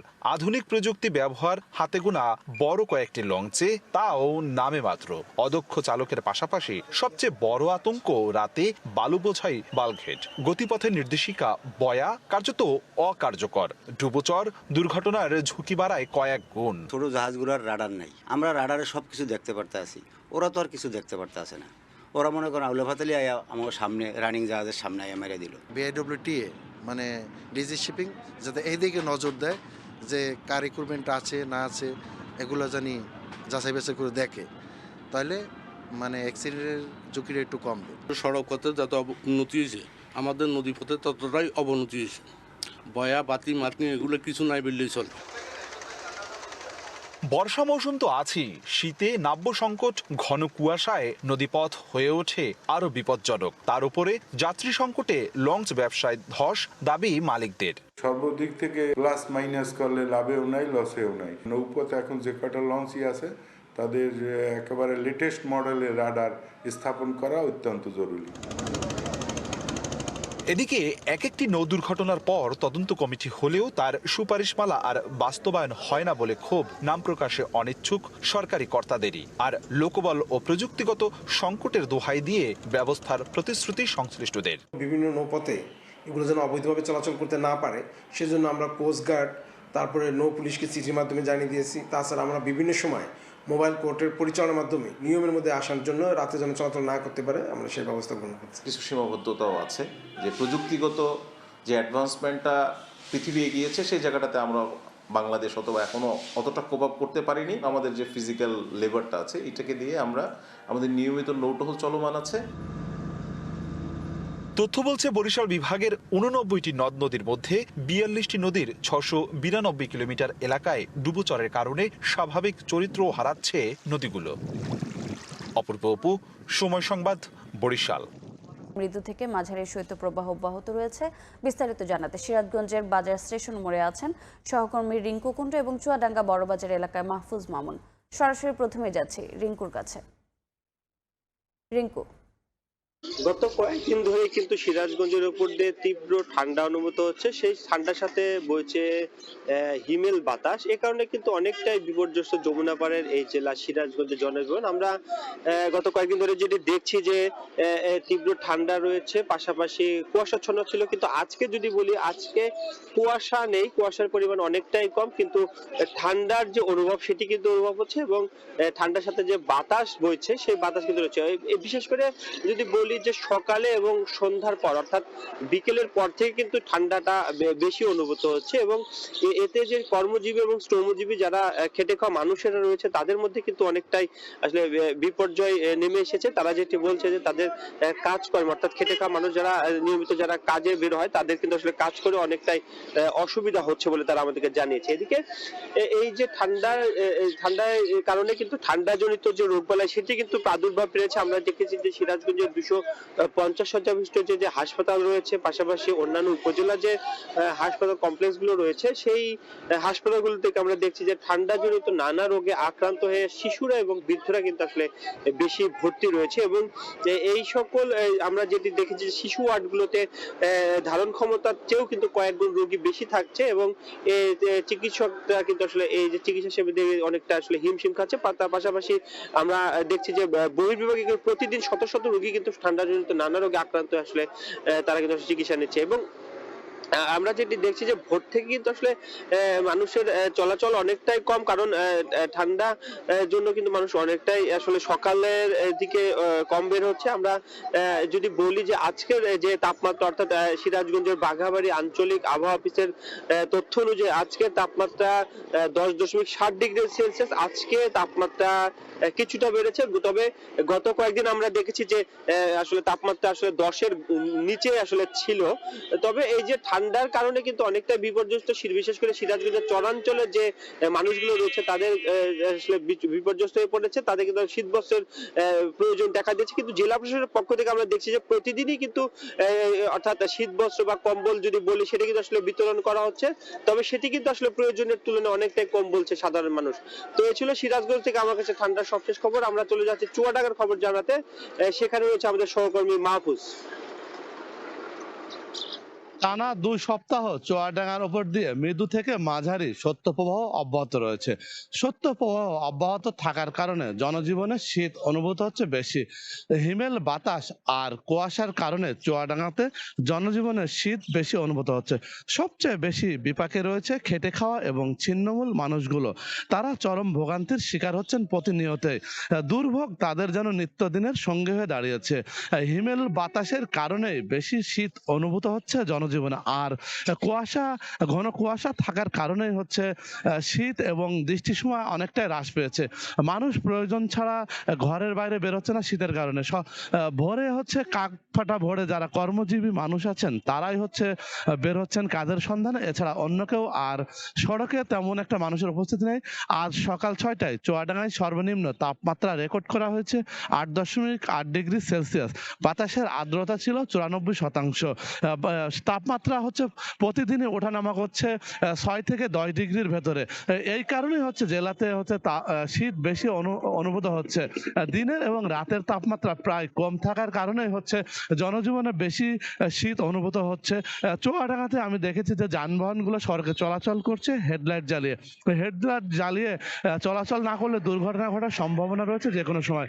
তাই নিরাপদ চলাচলের জন্য হচ্ছে যানবাহনগুলো হচ্ছে হেডলাইট জ্বালিয়ে চলাচল করছে এবং উষ্ণতা নিতে সড়কের পাশে সব শ্রেণী পেশার মানুষ হচ্ছে আগুন জ্বালিয়ে উষ্ণতা নেওয়ার চেষ্টা করছে এবং চায়ের চুমুক দিয়ে উষ্ণতা নেওয়ারও চেষ্টা করছে। চায়ের দোকানগুলোতেও হচ্ছে মানুষের ভিড় অনেক বেশি।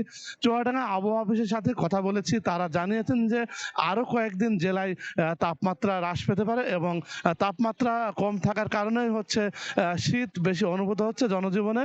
চুয়াডাঙ্গাতে হচ্ছে শীত হচ্ছে বরাবরই সবচেয়ে বেশি থাকে এবং গরমের সময় গরম এবং শীতের সময় অনেকটাই শীত থাকে চুয়াডাঙ্গাতে। এবং চুয়াডাঙ্গা সদর হাসপাতালে ঠান্ডাজনিত কারণে বাড়তে শুরু করেছে বিভিন্ন রোগে আক্রান্ত রোগীর সংখ্যা। ডায়রিয়া, নিউমোনিয়া সহ বিভিন্ন রোগে আক্রান্ত হচ্ছে শিশু এবং বয়স্করা। শিশুরা সবচেয়ে বেশি আক্রান্ত হচ্ছে। এই ছিল চুয়াডাঙ্গা থেকে শীতের সর্বশেষ। সরাসরি যুক্ত ছিলাম চুয়াডাঙ্গা এবং সিরাজগঞ্জে। চট্টগ্রামে আদালত প্রাঙ্গণে আইনজীবী আলিফ হত্যা মামলার আসামি গণেশকে গ্রেফতার করেছে র্যাব। রোববার দুপুরে র্যাব জানায় শনিবার সন্ধ্যায় লালদিঘি পাড়ের জেলা পরিষদ মার্কেট ভবন এলাকা থেকে গণেশকে গ্রেফতার করে কোতোয়ালি থানা পুলিশের কাছে হস্তান্তর করা হয়। গত বছরের 25 নভেম্বর ইসকনের বহিষ্কৃত নেতা চিন্ময় দাসকে রাষ্ট্রদ্রোহের অভিযোগে গ্রেফতার করে কারাগারে পাঠানোর নির্দেশ দেন আদালত। এ সময় তার অনুসারীরা মুক্তির দাবিতে বিক্ষোভ করেন। এক পর্যায়ে আদালত প্রাঙ্গণে আইনজীবী সাইফুল ইসলাম আলিফকে বিক্ষোভকারীরা ধারালো অস্ত্র দিয়ে কুপিয়ে হত্যা করে। এ ঘটনায় আলিফের বাবার বাদী হয়ে করা মামলার 31 আসামির মধ্যে গণেশকে গ্রেফতার করা হয়।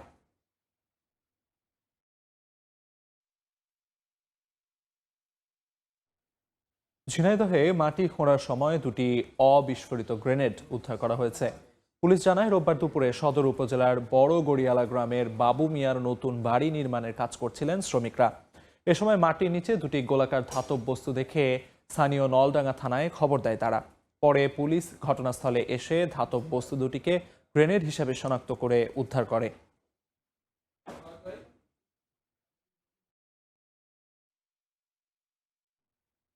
চাঁপাইনবাবগঞ্জে রাস্তা পারাপারের সময় ট্রাক চাপায় একজনের মৃত্যু হয়েছে।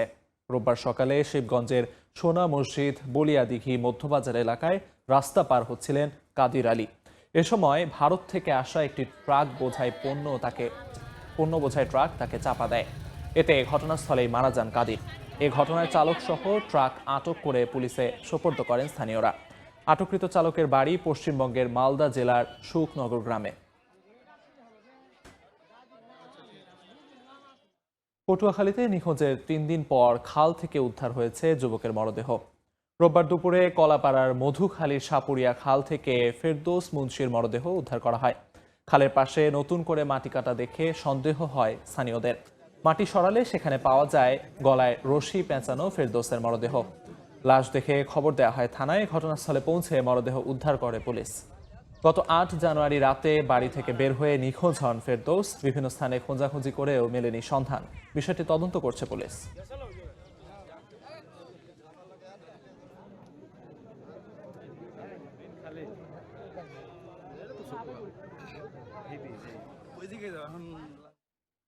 মুন্সিগঞ্জের টঙ্গী বাড়িতে আগুনে পুড়ে গেছে 6টি বসতঘর। ফায়ার সার্ভিস জানায় রোববার ভোরে কাছমালদা গ্রামে একটি ঘর থেকে আগুনের সূত্রপাত হয়। মুহূর্তেই ছড়িয়ে পড়ে চারপাশে। খবর পেয়ে ঘটনাস্থলে পৌঁছায় ফায়ার সার্ভিসের 4টি ইউনিট। তবে এরই মধ্যে 6টি ঘরে ছেয়ে যায় আগুন। কী কারণে এমন অগ্নিকাণ্ড খতিয়ে দেখছে ফায়ার সার্ভিস।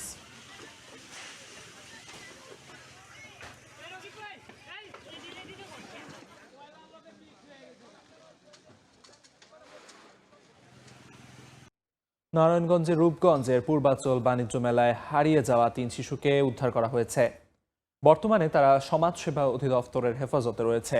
রোববার ভোরে মেলা সংলগ্ন চায়না ক্যাম্প এলাকায় রোহান, সাজু ও জান্নাত নামে 3 শিশুকে একা দেখে জিজ্ঞাসাবাদ শুরু করে পুলিশ। জানা যায় শনিবার রাতে পরিবার ছাড়া মেলায় গিয়ে তারা হারিয়ে যায়। পরে তাদের উদ্ধার করে প্রথমে রূপগঞ্জ থানায় নেওয়া হয়। এরপর উপজেলা সমাজসেবা কার্যালয়ে পাঠানো হয়। শিশুদের স্থায়ী ঠিকানা শনাক্তে কাজ চলছে বলে জানিয়েছে পুলিশ। মোংলায় ঘুরতে এসে অপহৃত এক নারী পর্যটককে উদ্ধার করা হয়েছে। রোববার বিকেলে কোস্টগার্ড কর্মকর্তা লেফটেন্যান্ট কমান্ডার সিয়াম উল হক জানান শনিবার সন্ধ্যায় বানিয়াসান্তা থেকে লিমা খাতুন নামে ওই নারীকে উদ্ধার করা হয়। এর আগে 20 ডিসেম্বর দুপুরে সুন্দরবনে ভ্রমণের উদ্দেশ্যে বের হলে সাগর মোল্লা নামে এক ব্যক্তি তাকে করমজলে পৌঁছে দেওয়ার কথা বলে খুলনার দাকব থানার বানিয়াসান্তা এলাকায় অপহরণ করে আটকে রাখে। পরে লিমার স্বামী সোনাডাঙ্গা থানায় সাধারণ ডায়েরি করেন।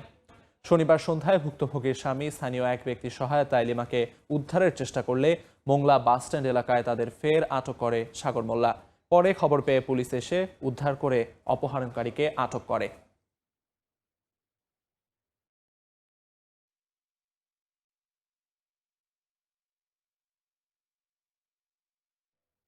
নোয়াখালীতে দোকান থেকে স্বর্ণ লুটের ঘটনায় 3 জনকে গ্রেফতার করা হয়েছে। উদ্ধার হয়েছে 9 ভরির অধিক স্বর্ণালংকার। পুলিশ জানায় মুরাদনগরের ভাংরা এলাকায় চালানো হয় অভিযান। মোর্শেদ মহসিন, তার স্ত্রী শিল্পী আক্তার ও আলাউদ্দিনকে আটক করা হয়। তাদের দেয়া তথ্যে চট্টগ্রামের বড় দিঘির পাড় এলাকায় একটি ভাড়া বাসা থেকে লুট হওয়া স্বর্ণালংকারের একটি অংশ উদ্ধার করা হয়। গত 1 জানুয়ারি নোয়াখালী সুপার মার্কেটের নিলয় জুয়েলার্স থেকে স্বর্ণালংকার লুট করে 8 থেকে 10 জনের একটি সংঘবদ্ধ চক্র।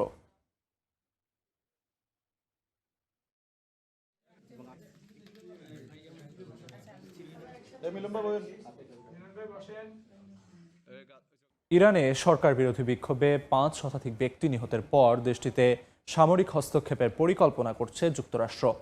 মার্কিন 2 কর্মকর্তা সিএনএনকে জানিয়েছেন ইরানের বিরুদ্ধে সম্ভাব্য বেশ কয়েকটি পদক্ষেপ নিয়ে আলোচনা করেছেন প্রেসিডেন্ট ডোনাল্ড ট্রাম্প। এদিকে ইরানের সমর্থনে ইউরোপে বিক্ষোভ হয়েছে।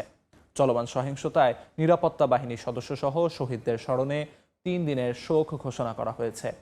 ইরানকে শান্তি বজায় রাখার আহ্বান জানিয়েছে জাতিসংঘ মহাসচিব। যুক্তরাষ্ট্র থেকে হাসানুজ্জামান সাকির রিপোর্ট। ইরানে চলমান সরকার বিরোধী বিক্ষোভে শত শত মানুষ নিহতের ঘটনায় প্রতিবাদে বিভিন্ন দেশ এখন উত্তাল। রোববার যুক্তরাষ্ট্রের রাজধানী ওয়াশিংটন ডিসিতে বিক্ষোভ করেন ইরানিরা। তীব্র শীত উপেক্ষা করে শত শত ইরানি জড়ো হন। নিজ দেশের বিক্ষোভকারীদের প্রতি সংহতি জানিয়ে ইরানি আমেরিকানরা স্বাধীনতা, মানবাধিকার এবং জবাবদিহিতার দাবি জানান। বলেন, ইরানে একটি গণতান্ত্রিক প্রজাতন্ত্রের উত্তরণে অভ্যুত্থানের বিকল্প নেই। এদিকে মার্কিন প্রেসিডেন্ট ডোনাল্ড ট্রাম্প ইরানের জনগণ ইরানকে সহায়তার ঘোষণা দিয়েছেন। মার্কিন দুই কর্মকর্তা সিএনএনকে জানিয়েছেন, ইরানের বিরুদ্ধে সামরিক হস্তক্ষেপের বিষয়টি বিবেচনা করছে যুক্তরাষ্ট্র। সম্ভাব্য বেশ কয়েকটি পদক্ষেপ নিয়ে ইতিমধ্যে প্রশাসন ও সামরিক বাহিনীর সঙ্গে আলোচনা করেছেন ট্রাম্প। কর্মকর্তারা জানান, গত কয়েকদিনে ইরানে হস্তক্ষেপের জন্য বিভিন্ন পরিকল্পনা সম্পর্কে ট্রাম্পকে অবহিত করা হয়েছে। প্রেসিডেন্টের কাছে উপস্থাপিত এসব বিকল্পের কেন্দ্রবিন্দুতে রয়েছে তেহরানের নিরাপত্তা বাহিনীকে লক্ষ্যবস্তু করে হামলার পরিকল্পনা। তবে এটি হিতে বিপরীত হতে পারে কিনা এ নিয়েও মার্কিন প্রশাসনে উদ্বেগ রয়েছে। এদিকে ইরানে চলমান আন্দোলনের সমর্থনে বিক্ষোভ হয়েছে লন্ডন, প্যারিস ও ইস্তাম্বুলে। রোববার লন্ডনে ইরানি দূতাবাসের সামনে বিক্ষোভটি শুরু হলেও পরে তা ব্রিটিশ প্রধানমন্ত্রীর বাসভবনের সামনে স্থানান্তরিত হয়। সেখানে হাজারো বিক্ষোভকারী অংশ নেন। 10 ডাউনিং স্ট্রিটের সামনে অনুষ্ঠিত সমাবেশে বিক্ষোভকারীরা ইরানের শাসন ব্যবস্থা পরিবর্তনের দাবি জানান। ফ্রান্সের প্যারিসে ইরানিদের সমর্থনে জড়ো হন 2000-এর বেশি মানুষ। তাদের অনেকের হাতেই ছিল 1979 সালের আগের ইরানের পতাকা। তারা সরকার পতনের সমর্থনে বিক্ষোভে স্লোগান দেন। বলেন, ইরানের জনগণই শুধু নয়, বিভিন্ন দেশে বসবাসকারী ইরানিরাও দেশটির বর্তমান শাসন ব্যবস্থার বিরুদ্ধে। ইউরোপের বৃহৎ মুসলিম দেশ তুরস্কের ইস্তাম্বুলেও ইরান সরকারের বিরুদ্ধে বিক্ষোভ হয়েছে। প্রচন্ড বৃষ্টির মধ্যে ইরানি কনসুলেটের বাইরে জড়ো হন বিক্ষোভকারীরা। তাদের অনেকের মুখে আঁকা ছিল ইরানের পতাকা এবং লাল রঙের অশ্রু। পুলিশ ব্যারিকেড দিয়ে বিক্ষোভকারীদের ইরানি মিশন থেকে দূরে রাখার চেষ্টা করে। এ সময় 3 দিন ধরে ইরানে ইন্টারনেট ও টেলিভিশন বন্ধ থাকায় উদ্বেগ প্রকাশ করেন তারা। জাতিসংঘ মহাসচিব অ্যান্টোনিও গুতেরেস ইরান সরকারকে শান্তি বজায় রাখার আহ্বান জানিয়েছেন। যুক্তরাষ্ট্র ভিত্তিক মানবাধিকার সংস্থা human rights activist news agency জানিয়েছে, ইরানে চলমান বিক্ষোভ সহিংসতায় এখন পর্যন্ত 5 শতাধিক মানুষ নিহত হয়েছেন। এদিকে ইরানে যে কোনো সময় হামলার নির্দেশ দিতে পারেন ট্রাম্প বলে খবর প্রকাশ করেছে মার্কিন সংবাদ মাধ্যম ওয়াশিংটন পোস্ট ও নিউ ইয়র্ক টাইমস। তবে হামলা হলে পাল্টা প্রতিরোধ গড়ে তোলার হুঁশিয়ারি দিয়েছে তেহরান। হাসানুজ্জামান সাকি, সময় সংবাদ, যুক্তরাষ্ট্র। গ্রিনল্যান্ড দখলে সম্ভাব্য সামরিক পরিকল্পনা তৈরির নির্দেশ দিয়েছেন মার্কিন president Donald Trump. The Daily মেইলের এক প্রতিবেদনে এমন তথ্য উঠে এসেছে। প্রতিবেদনে বলা হয়েছে, ট্রাম্প শীর্ষ সামরিক কমান্ডারদের সম্ভাব্য আগ্রাসনের পরিকল্পনা তৈরির নির্দেশ দেন। তবে সামরিক শীর্ষ কর্মকর্তারা এতে আপত্তি জানিয়েছেন। তারা বলছেন, কংগ্রেসের অনুমোদন ছাড়া এমন পদক্ষেপ বেআইনি। ইউরোপীয় কূটনীতিকরা সতর্ক করেছেন, গ্রিনল্যান্ড দখলের চেষ্টা ন্যাটোকে ভেঙে দিতে পারে। ডেনমার্কের পক্ষে অবস্থান নিয়েছে ইউরোপের একাধিক দেশ। একই সঙ্গে ইউরোপীয় ন্যাটো সদস্যরা গ্রিনল্যান্ডে সেনা ও যুদ্ধ জাহাজ মোতায়েনের বিষয়েও আলোচনা শুরু করেছে।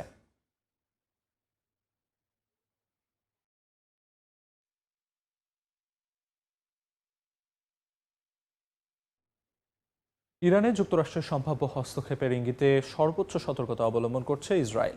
একই সঙ্গে অভিযোগ উঠছে, ইরানের অস্থিরতা উস্কে দিতে ডিজিটাল প্রোপাগান্ডা তৈরিতে তেল আবিবের ভূমিকা রয়েছে। রাজতন্ত্র পুনঃপ্রতিষ্ঠায় জনমত তৈরি, কৃত্রিম বুদ্ধিমত্তা ভিত্তিক প্রচার আর কূটনৈতিক তৎপরতার অভিযোগ উঠেছে দেশটির বিরুদ্ধে। ইরানে চলমান সহিংসতার মোড় ঘুরিয়ে দিতে তৎপর হয়ে উঠেছে যুক্তরাষ্ট্র।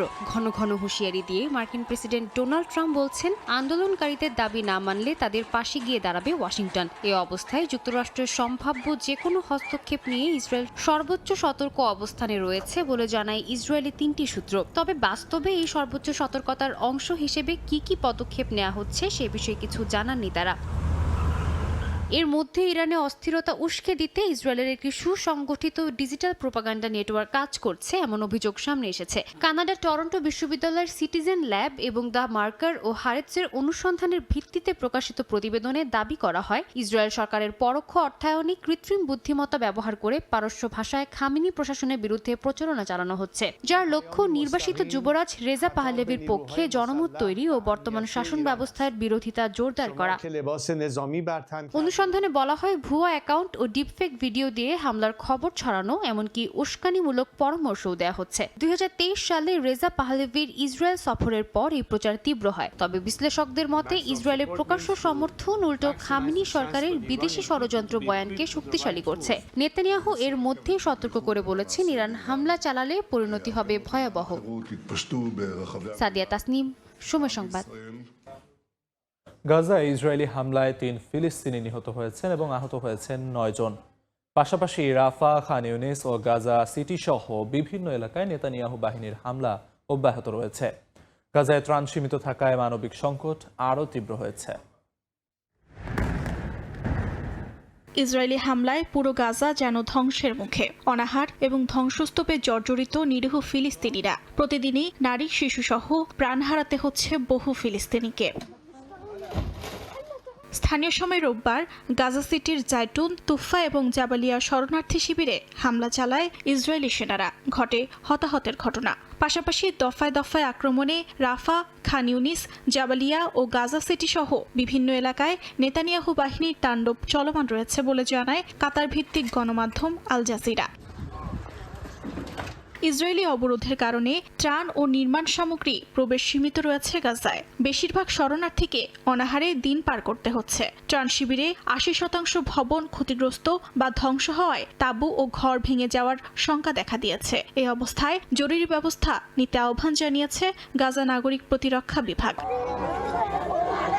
গাজা স্বাস্থ্য মন্ত্রণালয়ের তথ্য অনুযায়ী গত ২ বছরে ৭১,৪১২ ফিলিস্তিনি নিহত এবং ১,৭১,৩১৪ জন আহত হয়েছেন। অক্টোবরের চুক্তি প্রবর্তনের পর থেকে ৪৪২ জন নিহত ও ১,২৩৬ জন আহত হয়েছেন। এদিকে বরফ ও শীতে মারা গেছে ২১ শিশু, যা মানবিক বিপর্যয়ের মাত্রা আরও বাড়িয়েছে। অর্জিতা শাহজিন, সময় সংবাদ। ইউক্রেনে ১৫৪টি ড্রোন হামলা চালিয়েছে রাশিয়া। এতে ভোরোনেজ শহরে একজন নিহত হয়েছেন, আহত হয়েছেন বেশ কয়েকজন। প্রথমবারের মতো শক্তিশালী গেরান 5 নামের নতুন জেট চালিত ক্ষেপণাস্ত্র ব্যবহার করল রাশিয়া। এদিকে ভলোদিমির জেলেনস্কি বলেছেন, ইউক্রেনীয় আলোচকরা এখনও যুক্তরাষ্ট্রের সঙ্গে যোগাযোগ চালিয়ে যাচ্ছেন। রাশিয়া ও ইউক্রেনের মধ্যে সামরিক উত্তেজনা অব্যাহত রয়েছে। স্থানীয় সময় শনিবার রাশিয়ার ভোরোনেজ শহরের ইউক্রেনের ড্রোন হামলায় হতাহতের ঘটনা ঘটে। এছাড়াও শহরের বিভিন্ন আবাসিক ভবন ও শিক্ষা প্রতিষ্ঠান ক্ষতিগ্রস্ত হয়। রোববার ভোরোনেজ অঞ্চলের গভর্নর এক বিবৃতিতে এসব তথ্য জানান। একই দিনে ইউক্রেনের সশস্ত্র বাহিনী জানায়, স্থানীয় সময় রোববার ভোরে রাশিয়া ১৫৪টি ড্রোন হামলা চালায়। এর মধ্যে ১২৫টি ড্রোন ভূপাতিত করার দাবি করা হয়। গোয়েন্দা বিভাগ জানায়, চলতি মাসে রাশিয়া প্রথমবারের মতো গেরান ৫ নামের নতুন জেট চালিত ক্ষেপণাস্ত্র ব্যবহার করেছে, যা প্রায় ৯০ কেজি ওজনের বিস্ফোরক বহনে সক্ষম এবং প্রায় ১,০০০ কিলোমিটার দূরত্বে আঘাত হানতে পারে। এর আগে শুক্রবার ইউক্রেনে ব্যাপক হামলা চালায় রাশিয়া। প্রায় ৪ বছর ধরে চলা যুদ্ধের মধ্যে দ্বিতীয়বারের মতো রাশিয়া নতুন শক্তিশালী ক্ষেপণাস্ত্র ব্যবহার করে, যা পশ্চিম ইউক্রেনে আঘাত হানে। এটি কিয়েভ ও ন্যাটোর প্রতি স্পষ্ট বার্তা বলে মনে করা হচ্ছে। দুপক্ষের এই হামলায় সীমান্তবর্তী এলাকায় পরিস্থিতি ক্রমেই জটিল হয়ে উঠছে। এদিকে স্থানীয় সময় শনিবার দেয়া এক ভাষণে ইউক্রেনের প্রেসিডেন্ট ভলোদিমির জেলেনস্কি জানান, ইউক্রেনীয় আলোচকরা এখনও যুক্তরাষ্ট্রের সঙ্গে যোগাযোগ চালিয়ে যাচ্ছেন। প্রধান আলোচক রুস্তেম উমেরভ মার্কিন অংশীদারদের সঙ্গে আলোচনা করছেন এবং দুপক্ষের মধ্যে সমন্বয়ের চেষ্টা চলছে বলেও জানান তিনি। শিউলি রোজা, সময় সংবাদ। ইসলামিক স্টেট আইএসের বিরুদ্ধে অভিযান চালিয়েছে যুক্তরাষ্ট্র। শনিবার এক বিবৃতিতে তথ্য জানায় মার্কিন সেন্ট্রাল কমান্ড সেন্টকম। একই সঙ্গে যুক্তরাষ্ট্রের সেনাদের ক্ষতি করা হলে সংশ্লিষ্টদের খুঁজে বের করে জবাব দেওয়ার হুঁশিয়ারি দেয় তারা। এর আগে সিরিয়ার কর্মকর্তারা জানান, লেভান্ট অঞ্চলে আইএসের সামরিক কার্যক্রমের প্রধান নেতাকে গ্রেফতার করেছে নিরাপত্তা বাহিনী। সিরিয়ায় গত ১৩ই ডিসেম্বর অতর্কিত হামলায় ২ মার্কিন সেনা ও একজন বেসামরিক দোভাষী নিহত হওয়ার পর ইসলামিক স্টেট আইএসের বিরুদ্ধে নতুন করে বড় পরিসরে পাল্টা অভিযান শুরু করে যুক্তরাষ্ট্র। স্থানীয় সময় শনিবার এক বিবৃতিতে যুক্তরাষ্ট্রের সেন্ট্রাল কমান্ড সেন্টকম জানায়, যুক্তরাষ্ট্র ও তাদের অংশীদার বাহিনীর যৌথ হামলা শুরু হয় স্থানীয় সময় দুপুরে। অভিযানে সিরিয়ার বিভিন্ন স্থানে থাকা আইএসের একাধিক লক্ষ্যবস্তুতে আঘাত হানা হয়। সেন্টকম জানায়, তাদের বার্তা স্পষ্ট ও শক্তিশালী। যুক্তরাষ্ট্রের সেনাদের ক্ষতি করা হলে কেউ ছাড় পাবে না বলেও হুঁশিয়ারি দেওয়া হয়। এর একদিন আগে সিরিয়ার কর্মকর্তারা জানান, লেভান্ত অঞ্চলে আইএসের সামরিক কার্যক্রমের প্রধান নেতাকে গ্রেফতার করে দেশটির নিরাপত্তা বাহিনী। যুক্তরাষ্ট্র জানায়, শনিবারের হামলাগুলো অংশীদার বাহিনীর সঙ্গে সমন্বয় করে পরিচালিত হয়েছে। ট্রাম্প প্রশাসন পালমিরার হামলার জবাবে এই অভিযানের নাম দিয়েছে অপারেশন হকাই স্ট্রাইক। এদিকে স্থানীয় সময় রোববার এক সপ্তাহের সংঘর্ষের পর সিরিয়ার আলেপ্পোর আশরাফিয়া এলাকায় ধীরে ধীরে স্বাভাবিক জীবন ফিরতে শুরু করে। অনেকেই নিজেদের দোকানের সামনে পরিষ্কার পরিচ্ছন্নতার কাজে ব্যস্ত হয়ে পড়েন। স্থানীয় সংবাদ মাধ্যম জানায়, যুদ্ধবিরতির পর রোববার আলেপ্পো ছেড়ে যায় এসডিসির শেষ কুর্দি যোদ্ধারাও। আশরাফিয়া ও শেখ মাকসুদ এলাকা থেকে কুর্দি বেসামরিক মানুষ ও যোদ্ধাদের একটি বহর উত্তর পূর্ব সিরিয়ার কামিশলি শহরে পৌঁছায়। আলেপ্পো থেকে আসা অন্তত 100টি গাড়ি সেখানে যায়। বহরটিকে স্বাগত জানাতে বাসিন্দারা রাস্তায় জড়ো হন। এ সময় অনেকেই সরকারি বাহিনীর হাতে নিহত ব্যক্তিদের ছবি নিয়ে দামেস্কস সরকারের বিরুদ্ধে বিক্ষোভ করেন। শিউলি রোজা, সময় সংবাদ। নেপালে রাজতন্ত্র ফিরিয়ে আনার দাবিতে রাস্তায় নেমেছেন সাবেক রাজ পরিবারের সমর্থকেরা। রাজধানী কাঠমান্ডুতে শান্তিপূর্ণ সমাবেশে রাজতন্ত্র ফিরিয়ে আনো স্লোগান ওঠে। রোববার রাজধানীতে সাবেক রাজা জ্ঞানেন্দ্রের সমর্থকেরা জড়ো হন। 2008 সালে রাজতন্ত্র বিলুপ্ত হয়ে নেপাল প্রজাতন্ত্র হওয়ার পর এটি জ্ঞানেন্দ্রপন্থীদের প্রথম বড় সমাবেশ। সমাবেশ ঘিরে ছিল কড়া নিরাপত্তা। শান্তিপূর্ণ সমাবেশে বিক্ষোভকারীরা বলেন, জেনজি আন্দোলনের পর দেশের রাজনীতি ভুল দিকে যাচ্ছে, তাই রাজতন্ত্রই একমাত্র বিকল্প। গত বছর সামাজিক যোগাযোগ মাধ্যম নিষেধাজ্ঞাকে কেন্দ্র করে দুর্নীতি ও বেকারত্বের অভিযোগে জেনজি আন্দোলনের পর অন্তর্বর্তী সরকার গঠিত হয়।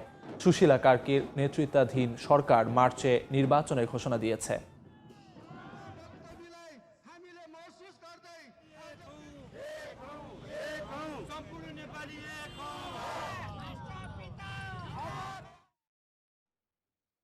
অস্ট্রেলিয়ার দক্ষিণ পূর্বাঞ্চল জুড়ে ছড়িয়ে পড়া দাবানলে অন্তত একজন নিহত হয়েছেন।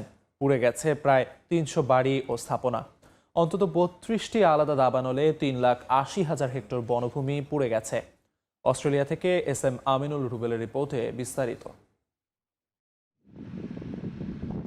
তীব্র গরমে গত 4 দিন ধরে অস্ট্রেলিয়ার ভিক্টোরিয়া ও নিউ সাউথ ওয়েলস অঙ্গরাজ্যের 32টি অঞ্চলে দাবানল ছড়িয়ে পড়ে। এর মধ্যে মেলবোর্ন থেকে 110 কিলোমিটার দূরের লংউড উপশহরের দাবানলের আয়তন অন্তত 400 কিলোমিটার। দাবানলে 3,50,000 হেক্টর এলাকা পুড়ে ছাই হয়ে গেছে। গবাদি পশুর খামারের জন্য বিখ্যাত এ অঞ্চলে লক্ষ লক্ষ গবাদি পশু ও বন্যপ্রাণী মারা গেছে। পরিস্থিতি বিবেচনায় ভিক্টোরিয়ায় জরুরি অবস্থা ঘোষণা করা হয়েছে। আগুন নিয়ন্ত্রণে আনতে দিনরাত কাজ করে যাচ্ছেন 1,500 দমকল কর্মী এবং 70টিরও বেশি বিমান। এর মধ্যেই বনাঞ্চলের কাছাকাছি কয়েকটি উপশহর আগুনে পুড়ে নিশ্চিহ্ন হয়ে গেছে। অগ্রিম সতর্কতা সত্ত্বেও প্রবল দমকা হাওয়ায় দ্রুত আগুন লোকালয়ে ঢুকে পড়ায় অনেকেই আশ্রয় কেন্দ্রে যাওয়ার সুযোগ পাননি। দাবানল দ্রুত ছড়িয়ে পড়ায় নতুন করে 12টি লোকালয়ের বাসিন্দাদের নিজ নিজ ঘরবাড়ি ছেড়ে নিরাপদ আশ্রয়ে চলে যেতে বলা হয়েছে। এখনও 38,000 ঘরবাড়ি বিদ্যুৎ বিচ্ছিন্ন অবস্থায় রয়েছে। যোগাযোগ ব্যবস্থা ভেঙে পড়ায় প্রত্যন্ত অঞ্চলে খাদ্য সংকট দেখা দিয়েছে। কর্তৃপক্ষ আশঙ্কা করছে যে তীব্র গরম ও শুষ্ক আবহাওয়ার কারণে আগুন কয়েক সপ্তাহ ধরে চলতে পারে। দাবানলে ক্ষতিগ্রস্তদের জন্য $1.95 লাখ আর্থিক সহায়তা ঘোষণা দিয়েছে অস্ট্রেলিয়া সরকার। SM আমিনুল রুবেল, সময় সংবাদ, অস্ট্রেলিয়া।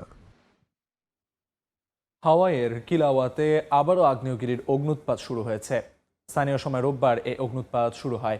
যুক্তরাষ্ট্রের জিওলজিক্যাল সার্ভে জানিয়েছে এটি 40তম উৎগীরণের পথে। আগ্নেয়গিরিটি ধোঁয়া আর আগুন ছড়াচ্ছে 2টি অগ্নুৎপন্ন শিখর থেকে বলেও জানায় সংস্থাটি। কিলাওয়া বর্তমানে ওয়াচ পর্যায়ের আগ্নেয়গিরি সতর্কতার মধ্যে রয়েছে। পাশাপাশি জারি করা হয়েছে কমলা সতর্কতা। আগ্নেয়গিরি কার্যক্রম বৃদ্ধি পেয়েছে এবং জানুয়ারি 14 তারিখের মধ্যে নতুন উৎগীরণ শুরু হতে পারে বলে আভাস দিয়েছে সংশ্লিষ্ট কর্তৃপক্ষ।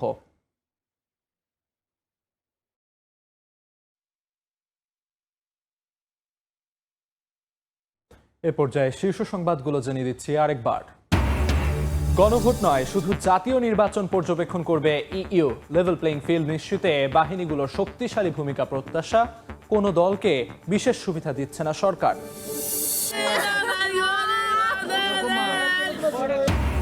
মিয়ানমার থেকে ছোড়া গলিতে টেকনাফে গুলিবিদ্ধ শিশু, জীবন শঙ্কায়। প্রতিবাদে সড়ক অবরোধ করে বিক্ষোভ।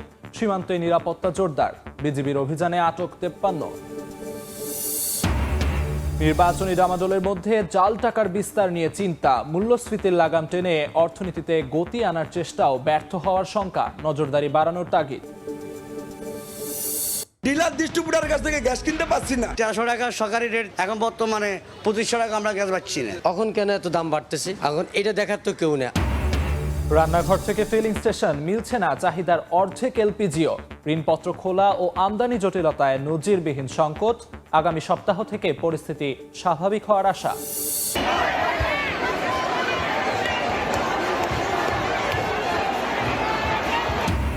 সরকার বিরোধী আন্দোলনে ইরানে নিহতের সংখ্যা ছাড়ালো 500। 3 দিনের রাষ্ট্রীয় শোক। সামরিক হস্তক্ষেপের পরিকল্পনা ট্রাম্পের। তেহরানের সমর্থনে ইউরোপে বিক্ষোভ।